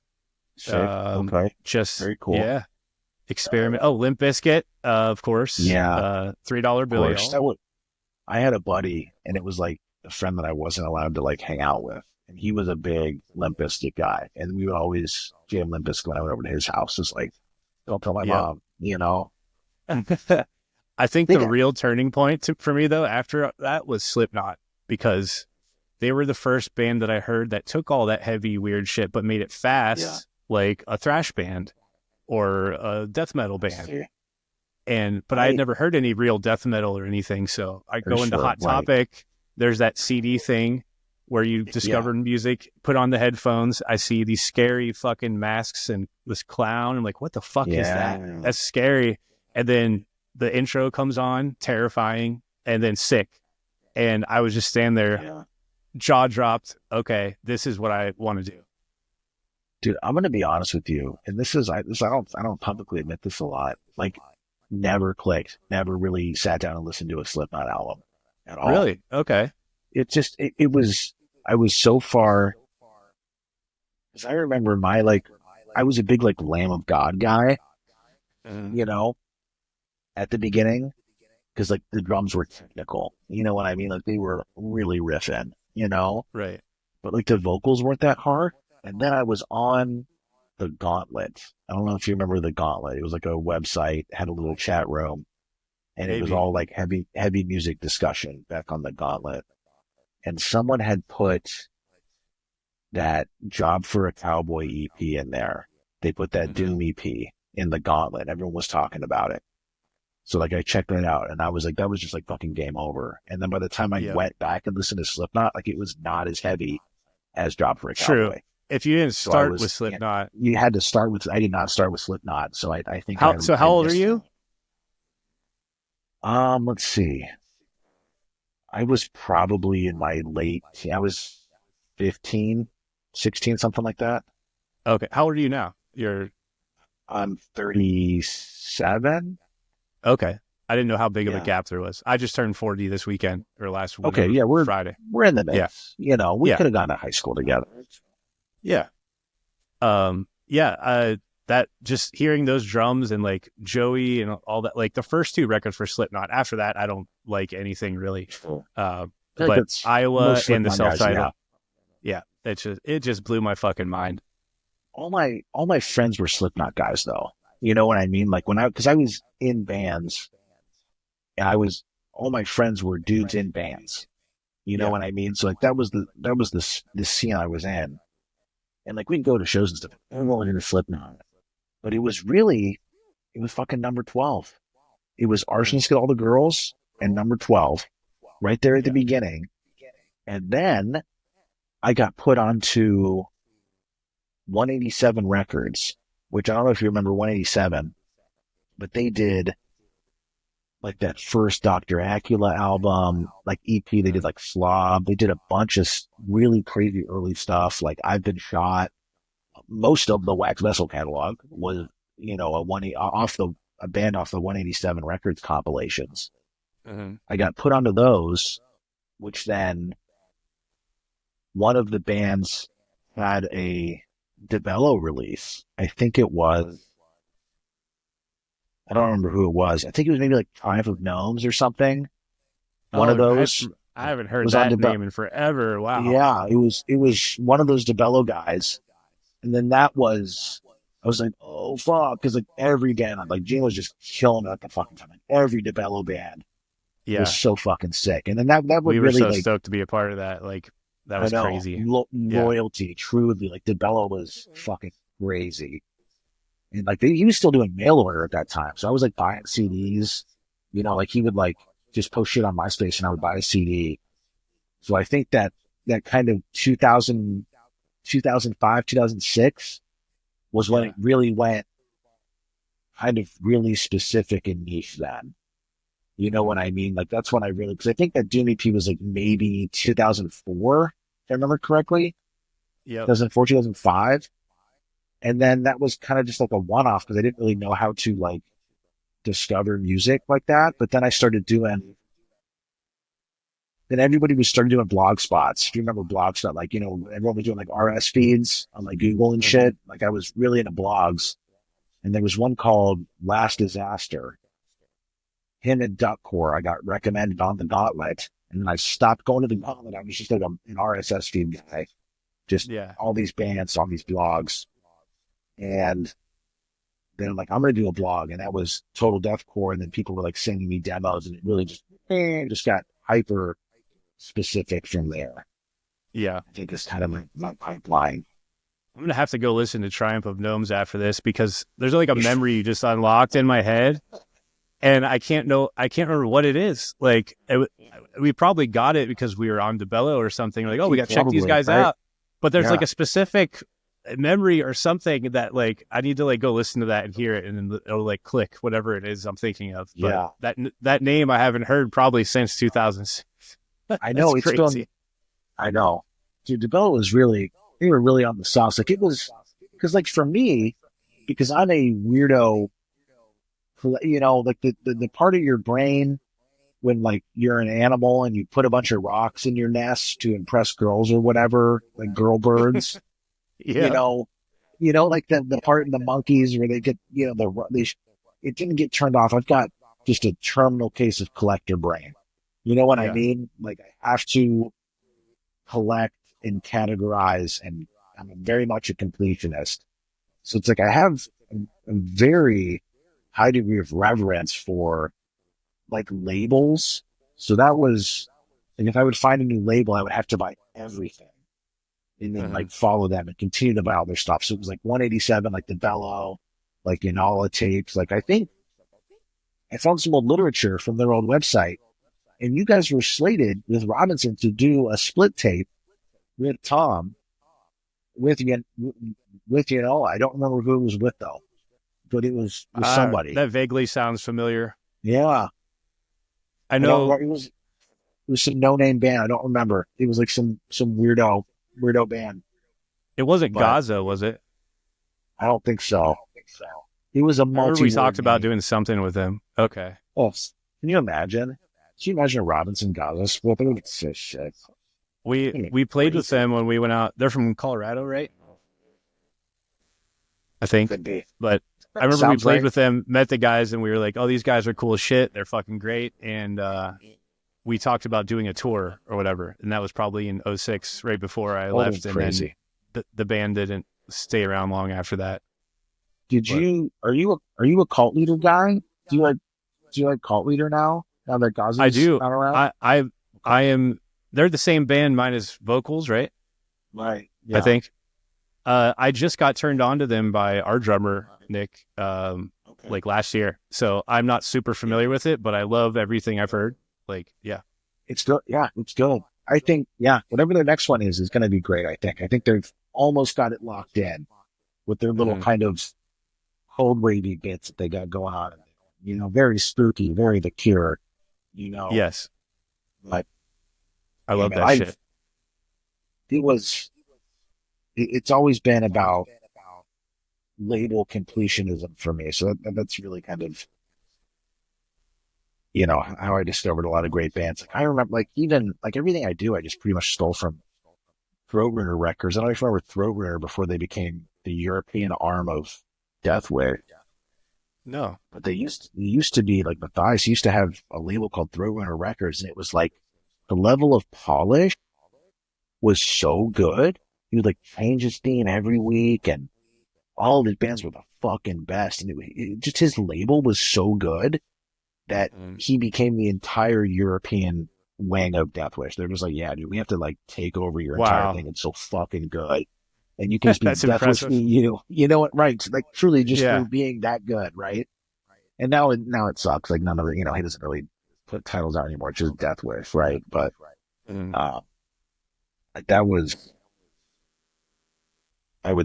biggest influences for sure. Like that kind of stuff just keeps me going. Were you into a lot of the black market stuff? Yeah. I mean, I like BMA because my FYE at my mall stopped BMA, like everything BMA, Oh, nice. you know? So it was like, it was always like, he was always putting stuff out. Like I think I bought both Dance Club Massacres. I bought all your stuff at FYE. Like I probably had 30,000 CDs at one point in my life. You know what I mean? Wow. And it was like, just shopping addiction, to be honest with you, like dopamine addiction, neuron activation, consuming must buy, you know what I mean? So yeah, I was doing that a lot. I think I probably had every black market title, to be honest with you, at one point in my life. I'm a big guy. You know what I mean? Like we talk a lot because he's getting back into it. He's like, Nick, I gotta do more records. I'm like, yeah, man. How about a call? Yeah. So I was trying to get it out of him what he's doing when he was on here. Like, you got any plans for this year? Like, he's got some plans, maybe. I'm sure. Yeah. Plays it close to the chest for sure, but he's cooking something for sure. He's doing something. I mean, I don't think he's going to do any more red. Like I'm always just like, you going to do more red chord stuff? Like this is another boring question. I guess I could ask him. Right? I'm sure he's so fucking sick of it. But like, I just asked him. He said they're getting in the room together in a couple months to see what happens. Sick. Great. Everyone loves red chord. Like, unfortunately, your band fucking rocks. We want to. More red give chord us another material, one, right? please. You know, I'm sorry. Yeah. I think so. I think he's working through. I'm assuming he's just going to work through their discography, to be honest, because I think. Well, they just did Fused, right?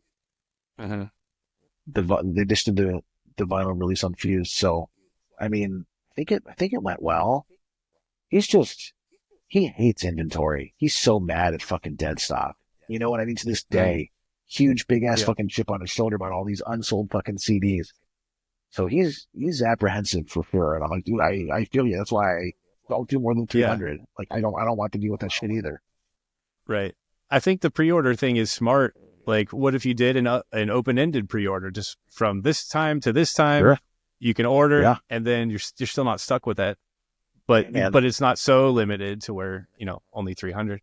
I don't know. Might be great for him. You know what I mean? I wish I could do 100 copies. To be honest with you, I would do 50 copies if I could.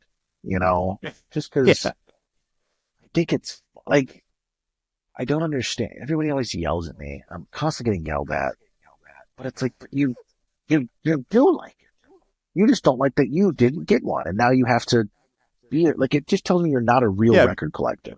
because You if you know, got one, then you'd be like, ha ha ha ha. you'd be like, this rocks. This is the best. I have something someone else Yeah, wants, Like they don't, the wax whistle thing is designed for specifically me, where it's like, I'm trying to buy something because it's a legendary release they did 80 CDs of in 2006. And I have to just go to the Wayback Machine and find an old website that hopefully they crawled, and then find an old email address and email and be like, do you have this CD? You know what I mean? Like the thrill of the hunt. Like, that's not cool to you? Like, you don't that's like really that? cool. Then you would not like it. Then it is for you. That is true. You know what I mean? Like, it is, Yeah, but it's like, I just fucking laugh because I'm like, you just wanted the record. I'm like, just go fucking listen to it then. Like, what do you mean? The barrier to entry is nothing. It's just the record. Just go listen to it then if you're such a big, like, what do you need? You can't listen to it. Record? Like, just listen to it. Oh, okay. You just want it because it's cool. I'm like, correct. That's why I did it. Like, I did that on purpose. Yeah. Like, correct. Yeah, because it's not like you're holding people from listening to it. It's just this piece of art is limited. Right. Yeah, as are most cool things. Imagine how lame Lamborghinis would be if everyone drove a Lamborghini. No one would give a fuck about Lamborghinis then. You know what I mean? Like, supply and demand.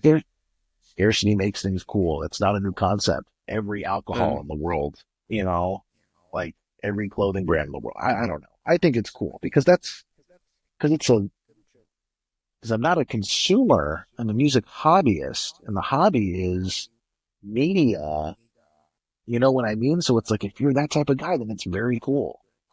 Right. But like, if you're not that type of guy, I get why it's frustrating. But it's like, have you considered being that type of guy? Have you considered that maybe I'm right and it's fun to have an online music hobby? Like, listening to music is not a hobby. It's not. Yeah. You know what I mean? It's a thing you do. Like, listening to music is not a hobby unless you are a reviewer. But even then, that's like the execution of listening to music, right? So it's like, I think media collecting makes it then a hobby, which, as with all things, it can't be a hobby if you get, can't be a hobby without some barrier to entry. Otherwise, it's an activity. Right. And do almost all of them sell out like that? Yes. Absolutely. I have zero inventory in my store right now. Coming up on release 100. That's incredible. I do. So that's what I'm saying. Like, and the whole point was, I'm never going to do more. I'm going to keep the clip very quick because it's like, guess what? You missed out on the last one. Maybe get the next one. And then someone who got the last one didn't get this one, and you can like trade. You know what I mean? Like, there's this whole and then you create you create that like market too. Right. So now there's a community of record dudes who get to day in, day out, have fun and talk about their favorite albums as their hobby. Like, because how else do hobby eyes listening to music? You know what I mean? Because that's what everybody wants. They want to let everybody know how good their tastes are, and that music is their hobby. I'm like, you can do that. You just buy the records, And I think it's a well-defined hobby now, right? Record. It is, like more so than just When we first started getting tagged in people's accounts that do that, where it's just records and you don't see a picture of their face, it's just a record account. It's a record account. And I didn't. That was all new to me because, like I said, I don't collect anything. I'm a minimalist. I get rid of shit. Sure. Well, I can't help but notice your lamp behind you has 3 bulbs when one would do the job. So it seems a little bit overkill. Captain Bespoke over there. You know what I mean? That's a hipster lamp, so it's okay. Sure. But yeah, when I first saw those, I was like, wow, this really is a thing again. And it's like, people are obsessed in a good way. Like, I wish I was that obsessed about something. Yeah. Well, it's a fun one to be obsessed about because it's like, I don't know. Because there's not a good analogy, right? Like because it's an intangible almost, right? It's like music, the act of, because you can still participate if you don't have any records. You're like, yeah, I love that album. And it's like, yeah man, for sure. It's, I don't know. I think the reason why I like record collecting and the reason why other people do is because it allows you to quantify how big a fan you are of a band. If I have every record that a band put out, I'm objectively a bigger fan than you if you have none. Yeah. You know what I mean? Like, you don't have any, so I like them more than you. That's a fact I can demonstrate right here. Especially if this one is one of 300. That's what I'm saying. Right. It's like, you're about to tell me that you're a big, huge From a Second Story Window fan, but you don't have a copy of, you don't have the Wax Grocery. So, like, how big a fan are you then? Not that big. Yeah. You know? Are you sure you're a fan? You didn't track one down. It's not important to you to have, you know, like it doesn't sound like you're that big a fan, you know? Yeah. So I think that's fun. I think, because like the stakes are so low. Just listen to it. Like, who cares? You know what I mean? But it's like, if you're a little bit extra, if you're kind of fucked up little weirdo like me, then it's fun, you know? Like, it's all you good want fun. that physical piece. Yeah. Right. It's like you want people to come over to your house. And like, this is a dream of every guy with a bunch of records. Like, someone comes over to your house that you don't know. And they go, wow, all these records. Wait a minute. You have, you know, like, holy shit, you have... window. This guy's taste is fantastic. Honey, come look at this guy. He's got awesome taste. You know what I mean? Like, it's never happened once in anyone's life, but like, it's the dream. But that's the dream. Right. You know, one of these days. That is so fucking funny. Someone will acknowledge my taste being great. Someone will come over and go, oh my God, you have that variant. Right. It's like, wow, it's, you know, because it happens in movies. And like, you don't have a, you know, whatever fucking press of, you know, the Beatles. People go, ooh, you know, like it's a sign of sophistication. You're an old world type of guy. You got some vinyl records. You're a very intentional guy. And that's fun. I don't know. Like, you know what? Everyone thinks it's too serious. That's why it's, unfortunately, if you are 24, you're not allowed to buy any records. You just have to complain, I guess. You know what I mean? Yeah. Like, you just have to complain and tell me I'm a piece of shit. Like, you know what? If you want to call me a piece of shit when you're 38, we can talk. But, you know, it's not for you. Not everything's for everyone, unfortunately. You got about 14 years for you're allowed to do that. Right. Yeah. Right. That's great. Cause like, I hear when people say, you know, we as the band, we get messages like, oh, I didn't get one. Like, and we want to yell, I'm so sorry. Like, what? Nothing I can fucking do though. And then I feel for them, but then I hear you explain this and your reasons for it and your love for it and your passion and how you created it because of who you are. Then I get your side just as much. And it's like, you're not here to fuck people over. It's like, you're creating this because this is what you wanted to do. And it created this whole community around the scarcity of it. And like that Facebook group is just testament to it. Like, I think that's what I'm saying. It's like, it gets people talking about bands again. It puts it back into the fucking, cause there's, you know, all these groups, there's hundreds of vinyl groups. And it's like, when you roll up with a Wax Vessel title, it's like the best looking record and the best looking packaging. It's like, oh, so who is this band then? Like, I have to check them out. And it kind of brings these things that gives people something to talk about. Cause like, if you just go into a group and you're like, I like From a Second Story Window, people are like, okay, like, cool, man. You know, like, but very if you nice. you come bringing something, it's like, look at that, you know what I mean? Like, it's something to talk about. And I think that, you know, it's nice to be a fan of something, right? But it's like, it's nice to have different varying degrees of fan. It's like, yeah, you can go to a show, but did you get the VIP meet and greet? You know what I mean? Did you go on their bus afterwards and do fucking shots with the band? You know what I mean? Like, there's different levels of fandom, and it's like, you don't want to participate in the upper level of this band's fandom, which is the physical music side. You've decided you don't value that, but then also you do want to be mad at people who do. You know what I mean? It's like, I don't give a fuck about records, but I'm mad I don't have one. You know what I mean? Like, it's like, I get that you want it because it rocks, but it's like, if you care that much, you're such a big fan, then fucking buy one. Like, just figure, you know, just go buy one. I think it can be two things. You can not do this at all. And like, then the people who would do this don't get anything. Like, so. Right. And I'd say also, I truly will never feel bad because the only reason someone wants a record is because it's cool, because you can listen to it for free. The barrier to entry is nothing. So you only want one because it's cool. And you know what makes it even more cool then? If your goal is to have something cool, then it's limited.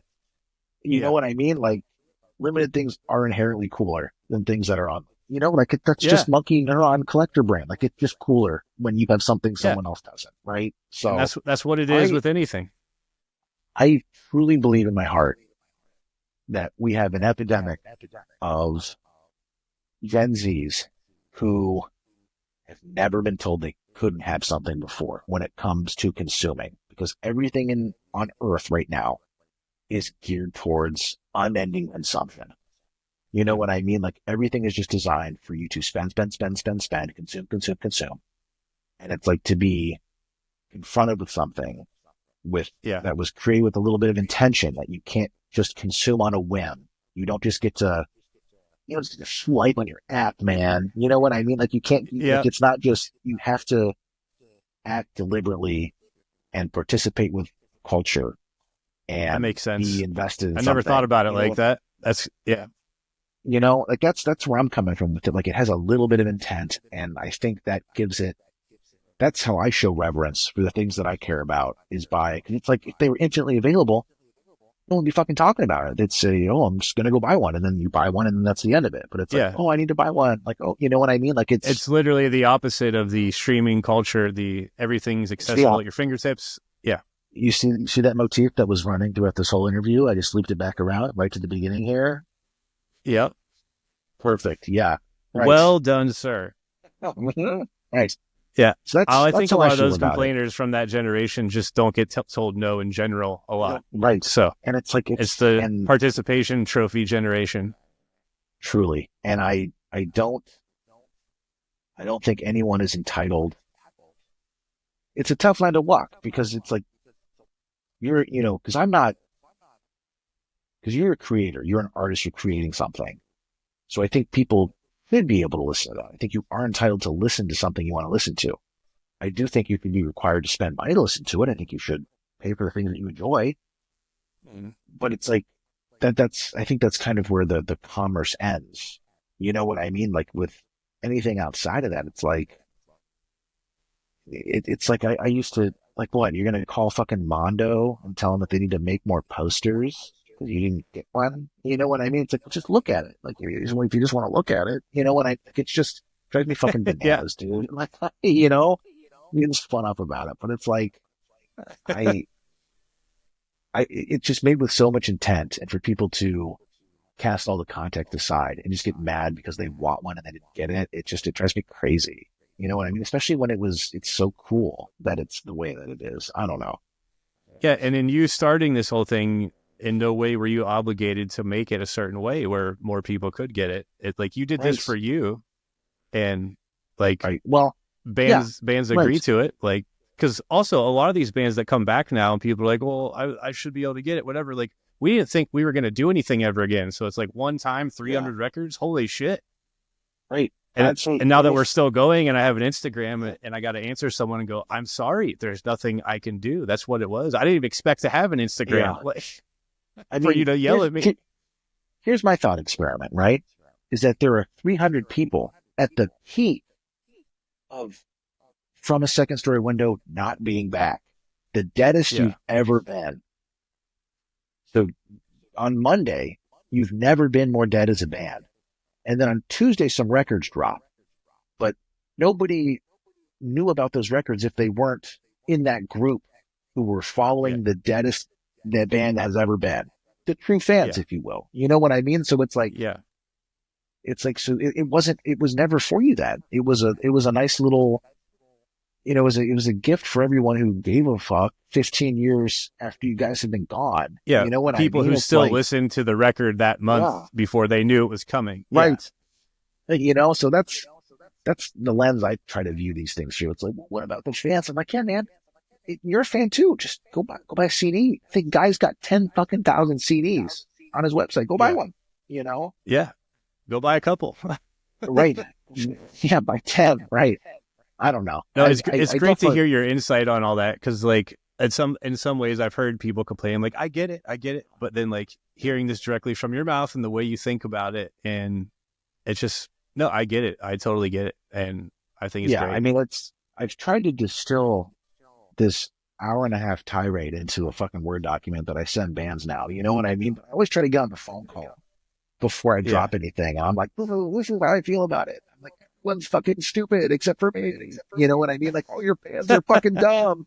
You know, like do it this way. And it's like, sometimes it works, sometimes it doesn't. Like you actually would probably not be surprised. I have probably about a 50% strikeout rate. You know what I mean? Where it's oh like, really? yeah, I'll give some band the pitch and they're like, oh yeah, that sucks. They're like, no. They're like, no way. They're like, it has Yeah, to be universally available at all times. I'm like, oh, okay, well, never mind. are See you these later. bands that are defunct or Yeah. all of Yeah. them? Still defunct. So it's Yeah, like, the Robinson from a second story window thing. You know what I mean? Where yeah, it's, they get hung up on a lot of the detail. It's choice anxiety. You know what I mean? It's like, yeah, yeah, I can have like 300 copies and it's great. And I, get some money and I get to do all these things, but what if I wanted to do CDs 15 years from now?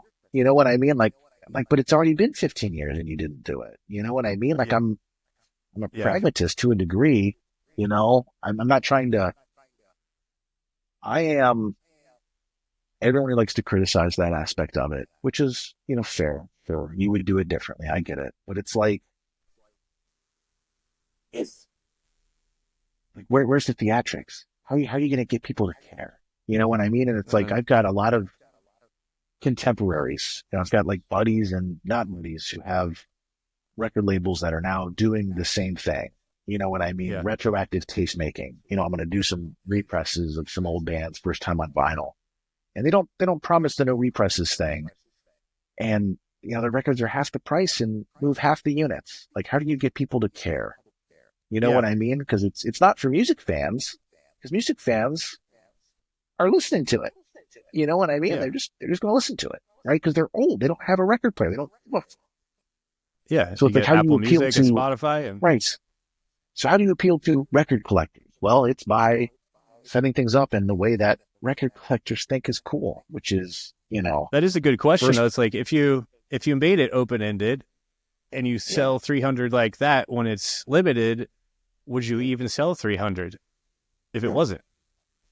Nope. Yeah, I've done it. I've done that experiment. There's not, it's also why I don't do CDs and cassettes, because 100 times out of 100, if you give people a cheaper option, they will take it. mm, You know what I mean? So if I do 300 records and 300 CDs, I'll sell 180 CDs. right. But you know what I mean? Like, it's just, Yeah, there's some sociology in there somewhere. You know what I mean? Like, yeah, I think so. You get one option, and if you don't, it's gone forever. You know what I mean? So yeah, it's gamified. I am a villain. Like, I get it. I'm vilifying your favorite albums. I get it. You know what I mean? yeah, Like, sure. But I think it's, I don't want to say it's for the greater good, but it's like, who does it help to have a bunch of unsold records? You know what I mean? Like, yeah. who cares? Nobody. I don't know. Yeah, I think, because here's the other thing.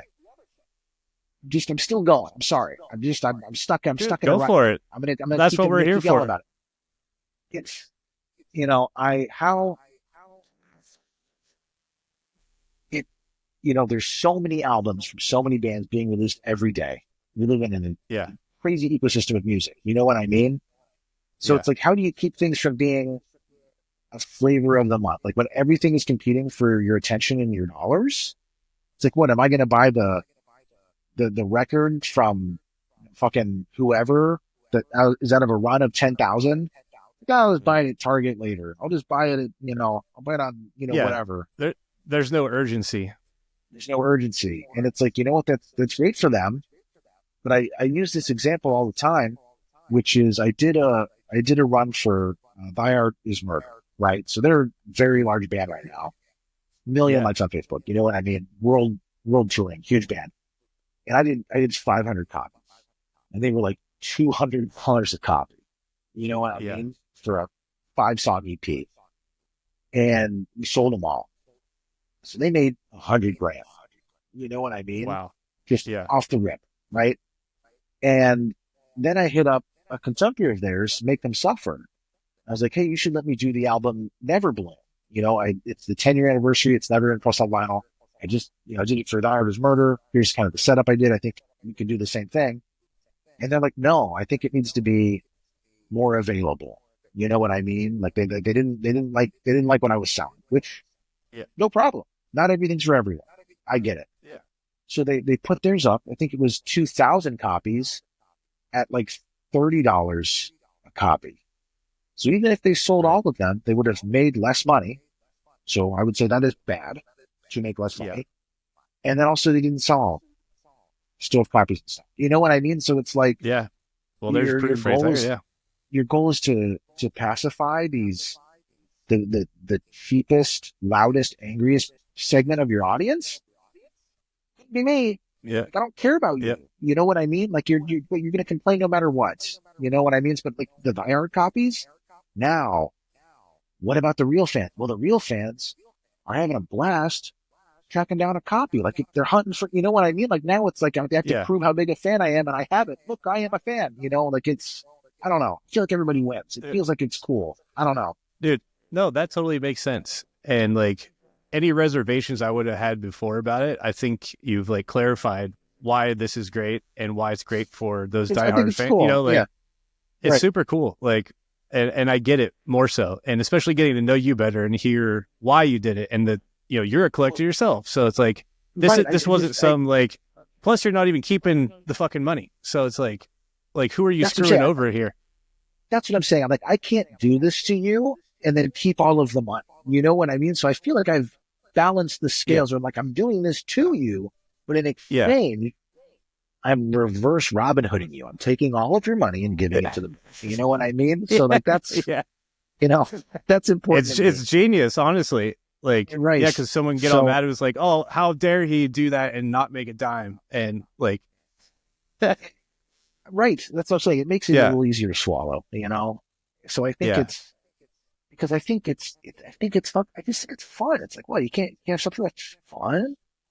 Like, not everything has to be so serious. Like, it's just fun. You know what I mean? Like, this whole, like, record thing. Like, it's hilarious. Like, it's cool. I don't know. So that's, that's the spiel. That's the Wax Muscle thing. If you're watching this, like, it's well-intentioned. And it's like, Nick, just press more. It's like, no. You know what I mean? Like, it's my 100th release on Friday. Number 100. So. Well, there's someone angry listening. Hopefully that clarified why you're doing it the way you're doing it. It won't and stop truly. Being mad. Stop being mad, but in fact, they're not going to listen. That's okay. You know what? Not everything's for everyone. That's okay. You know what I mean? And I wish people would just approach it with that same attitude.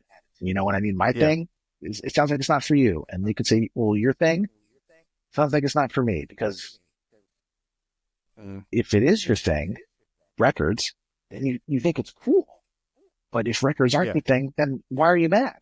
You know what I mean? Like I don't know. That's just me. Well, I have a newfound respect for it, and not that I didn't before, but just understanding, getting to hear you explain it all. I think it's really cool, and I completely get it.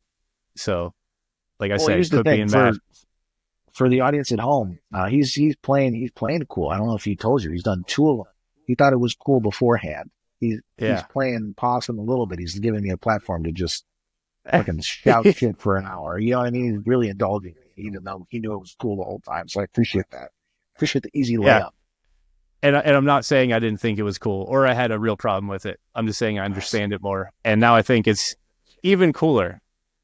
It's cool, right? Like, that's what I'm saying. Like, here's the thing. If you missed out on the Wax Vessel title and you're a little bit tough, just go on our Facebook group and just be like, hey, I would like to buy this record and, make a friend, trade a record, start a new hobby. You know what I mean? Like, everything's cool. Or not, just go fucking listen to it on Spotify. That's also fun, Yeah. I have my copies of FASWA. I've gifted some to friends and family, and I have like my favorites, but I might let one go eventually. So I'll put it in the group. Here's the thing: if you're mad, just go badger Finn Paul. Go shoot him a message. I probably shouldn't have Yeah, said that. yeah, hit him up. Right? He's got copies. He's holding on to them. They're all available. He's sitting on them all. Yeah, they're Dude, right behind me over here.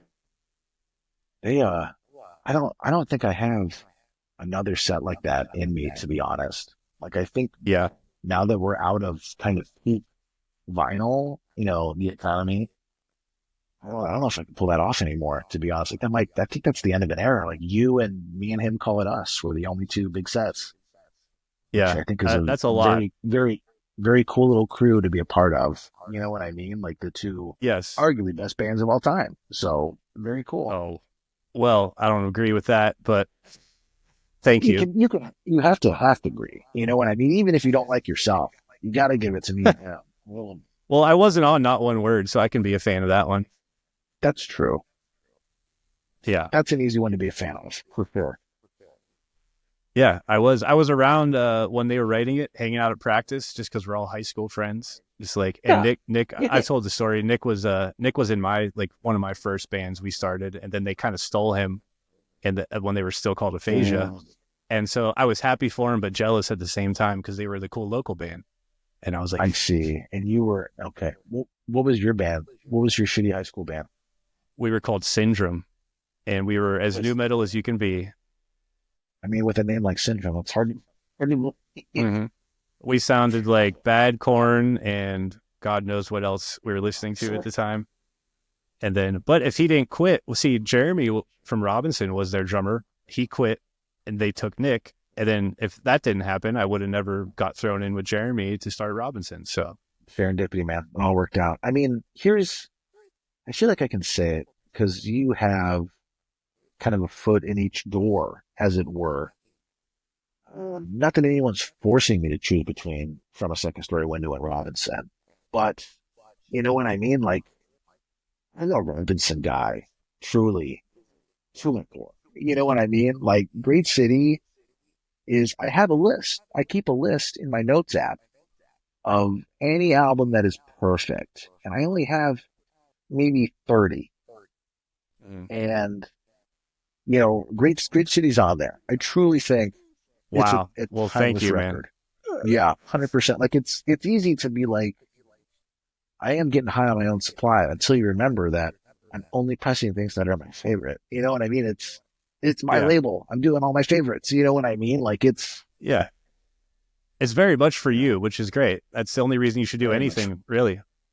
It is. It's like, man, I love buying records. Why won't anyone sell me one of my favorite things? You know what I mean? Like, that was ever, yeah. So, I mean, like, Littered with Arrows, Great City, like, all that. The stuff. Robinson fans who message me and like tell me those kinds of things, like, it blows my mind because to me it's so long ago. It's almost like a different person was a part of that. So, and going through to do those like playthroughs for YouTube and stuff, like, I can't remember any of it. Crazy. So I'm sitting there slowing the song down in Logic to like 30% of the speed so I can hear what the chord might be in that gritty recording.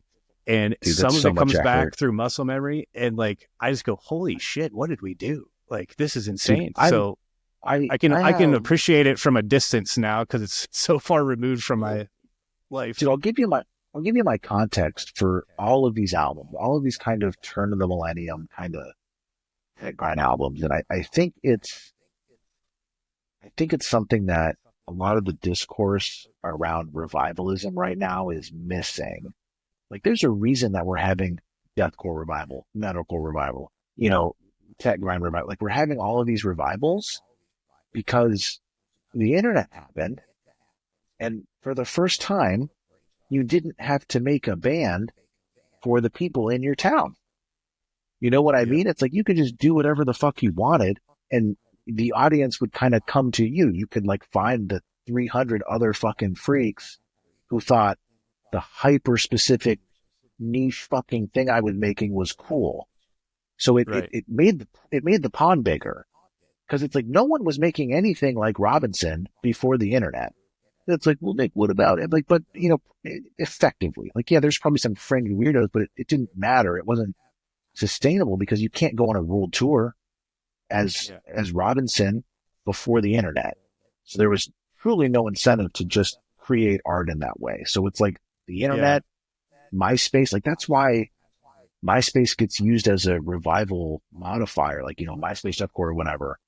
And I think Yeah. that's what's lost with a lot of these like 20-year-olds that are in like MySpace deathcore bands. It's like, it's not earnest. You're just kind of doing dress up. It's not Yes. capturing the thing that was actually happening at the time, which was like all of this like true like brevity and like earnestness and like people can record their own music. You don't have to spend money to go to a studio Yeah. to make your fucking weirdo band for nobody. Like, cause who would do that before? Who would spend money to go to a studio to record your weirdo band that no one would listen to? Nobody. Yeah. That was us. Yeah. Right. But you know what? Yeah. Right. But you know what I Yes. mean? It's You're dead on. You're dead on. The internet kind of gave it a platform. And it's like, I think everything that came out of that, when you could have that emphasis on not being commercially viable and people could just make whatever the fuck they wanted, like you have real innovation that was ignored because the vocals were hard. You know what I mean? So I think everything that was happening was like so valuable. And I think that's why it's worth like exalting and preserving with, records and all this kind of shit. Like I think it's so important. Yeah. And all of the albums are just fucking classic. Crazy. Just like the breadth of talent. Even, and that's something like 20 years later, they just didn't know. Because how are you listening to Robinson if you didn't know about Robin? You can't look it up, Robinson on YouTube. Yeah. You know what I mean? Like you have to. You have to really know what to search for and find the few videos that exist. Like, yeah. Right. I didn't even know what to, like when I came back to like search one day for something, I was like trying to find that one show we played with On Broken Wings in 2004. And like, I knew like one of the guys in that band had filmed us and put it on YouTube, but like that was in 2007, 6 or 7. It's like the name of the video was find probably QX94R.mp4. You know what I mean? Like it probably. Yeah, it was the file name. File name, right? Yeah. Right. Like I don't know. I think that's why I like Robinson so much. Just because I think it was like just crazier than From a Segment Story Window, to be honest. You know what I mean? Like, yep. We had originally sounded more like them, like trying to figure it out, like doing breakdowns and melodies and From Autumn to Ashes type shit, and like just sounding like everyone else. And then it was, I've said a million times, but it was Jeremy who was like, fuck all of that shit. I'm going to play only blast beats. And at first I was like, oh no, like no one's going to like that. And then I'm like, yes, no one's going to like that. Fuck yeah. But maybe 100 people will. And some of them will be in Germany. You know what I mean? Like it's. Yeah. Right. And we literally expected most people to be mad, but then that fueled us. We were like, sick. Like, get mad. There's not going to be a breakdown. You're not going to be able to bob your head. And so that became the art of it. Like, okay. And then I got it. The teenage urge to be a contrarian, right? It truly untapped fuel potential for all bands. Yes. Yeah. And we were probably 18, 19 writing that shit. Like, just couldn't be angrier and fuck you. And that was it. Crazy. Yeah. I mean, I'm looking through my list right now. Like, what else is on that list? There's a couple. So like, Parasite's on there. I'm trying to think of like contemporaries of yours though. I mean, I've got the full kind of Blake Connolly thing. I've got Me and Him Calling Us His Lost and Dead in the Dirt, Blind Hole. Nice. Destroyer. And then like some other stuff like, like Cowards, like Rise to Infamy. Like that was like a Throwrunner band. I don't know that one. You should, here's the thing. If you're a music guy, I think I know what you like. Go listen to Rise to Infamy by Cowards and let me know what you think about that. It doesn't need any context. It doesn't need any, you know what I mean? Like you don't need to listen to the earlier stuff to get it. Is it all on streaming? Yeah. It should be. Definitely on Bandcamp. Rise to Infamy. Okay, I see it. Yeah. I always make notes of what people suggest for me. It's when people say like metallic hardcore, they usually mean like metalcore, but with kind of hardcore vocals. You know what I mean?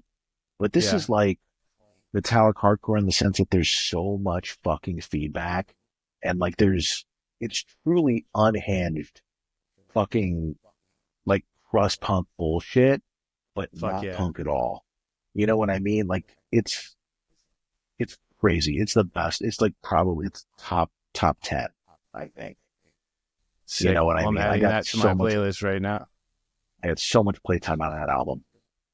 But then like all this stuff from when I was like really forming my opinions, like Goodbye to the Gallows from like a mirror, like love that album. Timeless album. You know what I mean? Like all like early Yeah. on dissonance stuff, you know. When I first heard that Amir album, I didn't really hear anything like it. Quite like obviously there's Yeah. influences. They were huge Acacia Strain fans, but like Right. it didn't quite sound like They anything were I had heard. no, they were doing their thing. That was another like point in time record for me. You know what I mean? Like Yeah. when Goodbye to the Gallows came out, like that was a cultural shift, to be honest. Like, cause I think the biggest cultural shift that I witnessed, well, I think going from, I think social media platforms, going from MySpace to Facebook, that doesn't mean anything per se. People are like, oh, MySpace still cool, like MySpace, whatever, because MySpace shut down. That wasn't what did it. I think it was that internetification of things that in the beginning made things cool. But then, as with all things, as it gets into more and more people's hands, like people want to start to fuck with it. And then you get all that gent. You get people who want to fuck with noise gate, and you get people who just want to riff build. You know what I mean? And I love 2014, fucking more than anything. You know what I mean? And then I like kind of the reaction to that, like hyper digital, hyper produced, like hyper shred type of stuff. And then that kind of like down tune, beat down tempo type of stuff that kind of followed that. And really the only thing I don't like is modern era deathcore, to be honest with you. I don't like the symphonic, hyper production, turbo brutal vocal Olympic stuff, to be honest with you. Yeah, like I can hear and go, wow, that's fucking neat, but it doesn't Cool, really man. make me feel anything. Like, yeah. And it's not evocative, right? Like it doesn't mean much. You know what And I really the two records by Architects that I take Architects fucking I now my mind is blanking right now. Lost Forever, Lost Together, and the one after that, All of Our Gods. I was like, they somehow pulled the sound out of my head that I always wanted to achieve, like post conversations with from a second story window, and couldn't or didn't know what to do. But those two records I think are fucking perfect. The melodies, because it's not like clean singy chorus and then scream. It's the way he screamed his melodies, like kind of Norman Jean style. I thought it was just beautifully done. Like production's great. What you would have taken. That's man. So if you were flying solo, if you replaced every member of the band with you, and then went back in time, like then that's where you would have taken it. You think? That I think so. I did a solo EP that sounds like that because I just didn't have a band at the time in 2016. Sure. Okay. I'll have to check that out. I don't think I heard your solo EP. Is it under your name or is it a band? Is it a band name? Is it Paul Misco Presents or is it? It's called Phoenix Lights, and I think it's just under that name. It's well, back to what you said earlier. Everything in the teens was like space. I did the space thing and didn't even realize it. Sure, right. Yeah. The cover is it says Phoenix Lights in white, and then the background is like space and then a forest. There it is, man. That's what I'm saying. Right. Yeah. And but it was also like very Bring Me the Horizon influence because I was listening to them a lot at the time. Okay. Just experimenting. I sang on it for the first time. I hate my voice, but I'm very proud of the music. I'm gonna check this out then. That totally flew under my radar. I didn't catch that at all. Yeah, I posted right when it dropped, and then I'm like, well, I'm not going to tour or anything. I don't care anymore. So I did it for me. Literally, it was just for me, but it should be on streaming still. Okay, I'll check it out. Good. We both have some notes here, some things to check out. I'm telling you, you're going to listen to that fucking Cowards album, and you're going to be like, what, dog? Yeah. I have it right here on my iTunes ready to play after we get off. I'm going to crack a Steve Weiser and enjoy it. Yeah, let me know. Like, here's the thing. I hate the way that, there's just the social contract works when people are talking about music. You know what I mean? Because I don't just like, I'll be the first to say that I don't know what something is because I like to listen to new things. And you know what I mean? Like, I'm past the point of trying to look cool with how cool my music tastes are. It's like, so and so. It's like, oh yeah, it was fucking rock. You know what I mean? So it's like when someone tells me a band, I'm gonna go listen to the whole thing. You know what I mean? Yeah. So it's like I try to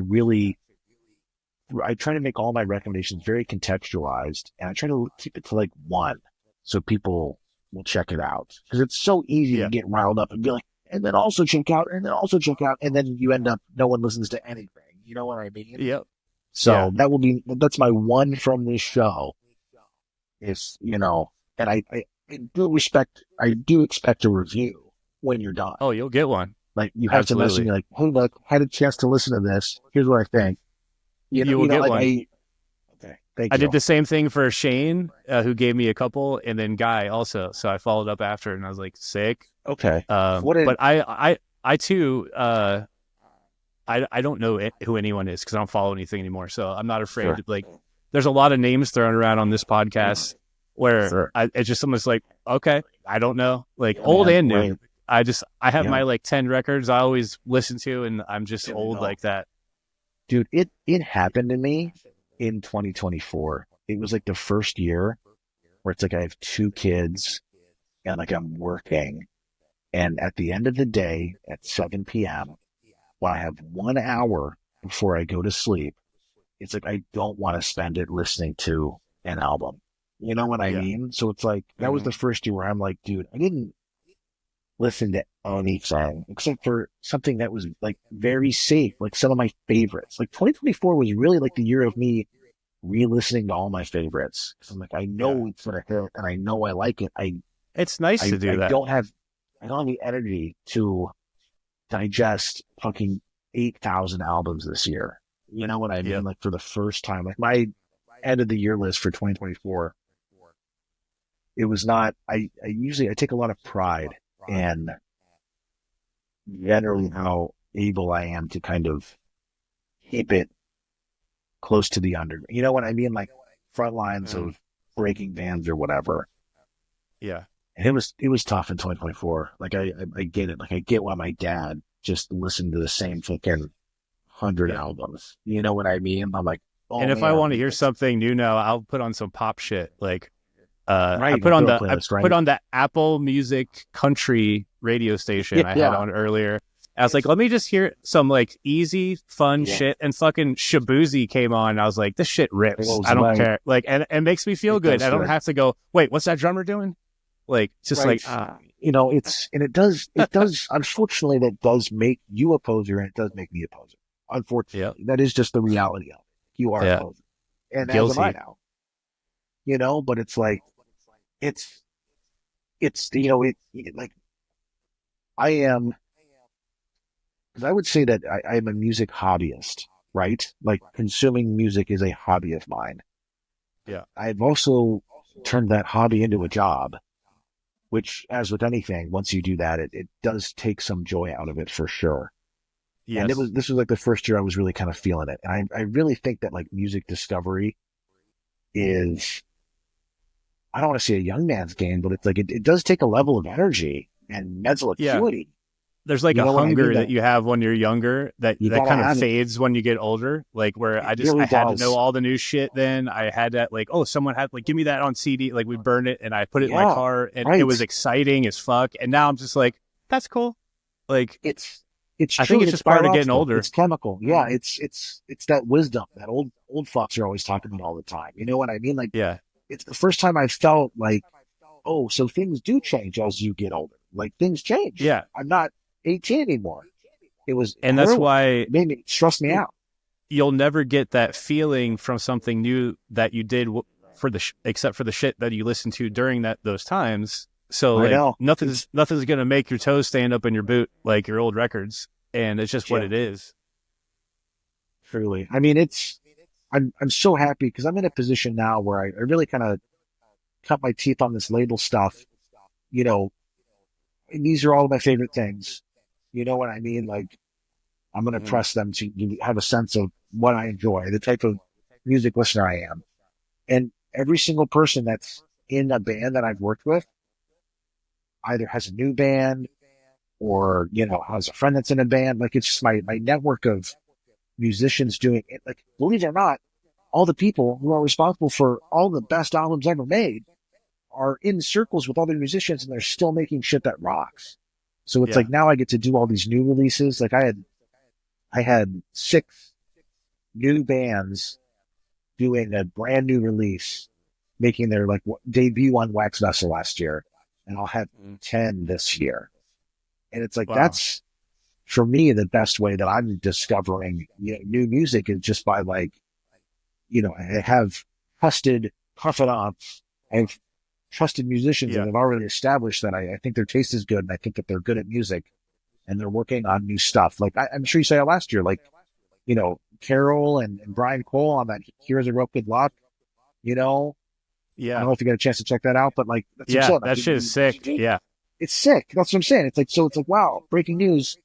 Smart dudes from 20 years ago are still smart. They're making good shit. You know what I mean? I didn't realize that it was them at first, and I just heard it, and I was like, "Who the fuck is making this?" It sounds very old fashioned, right? Like it's super cool. Yeah, and now it's like, oh, okay, that makes sense, and it's fucking killer. Yeah. So there's some more of that kind of stuff coming this year, which is what I'm excited about. So that's kind of I think that's going to be the pivot for me, to be honest. If I'm going to keep doing this Wax Vessel thing, I have to slow it down. Like 2 releases a month for 6 years in a row. It's too much. Too much work. It is, especially even you're not getting paid for it. Like it's too much work. You know, especially when I'm not getting paid. And it's like, I've got 2 kids that I want to spend time with, and I want to be on my fucking phone all day doing, you know, like, right. Yeah. So it's like, you know what, if I'm going to do this, like, this is such a nice thing to have in my back pocket. It's like every time someone from a great band has a new project, I'm like, well, there's 3 releases a year of some like cool new album or something. Like, that's kind of where I see it going, which would be so nice for me. So I think that makes a lot of sense. You've earned it. Like you've earned the break.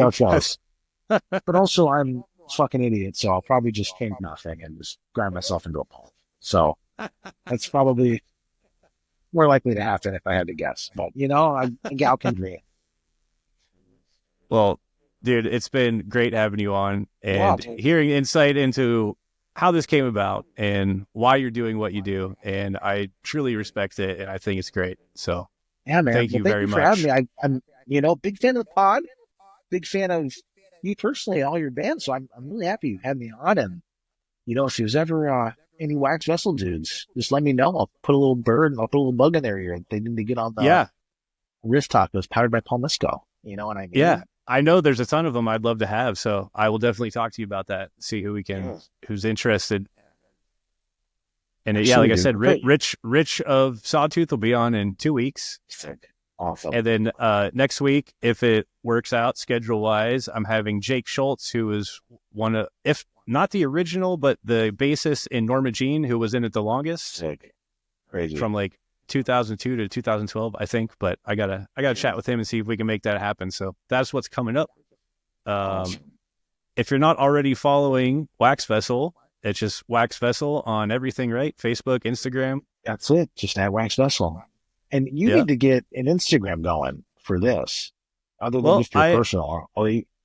I was planning on just keeping it as like a personal brand type thing until it got to a point where that doesn't make sense.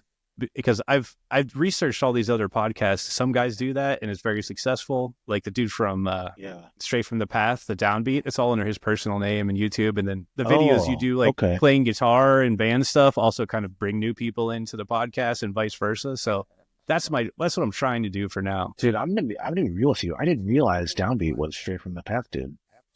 Yeah, it's their drummer. Like I see Downbeat. I see that stuff around all the time. I've never listened to it. But, you know, he's super cool. I've never met him personally, but I think he's funny as shit. Very entertaining. It's really great show.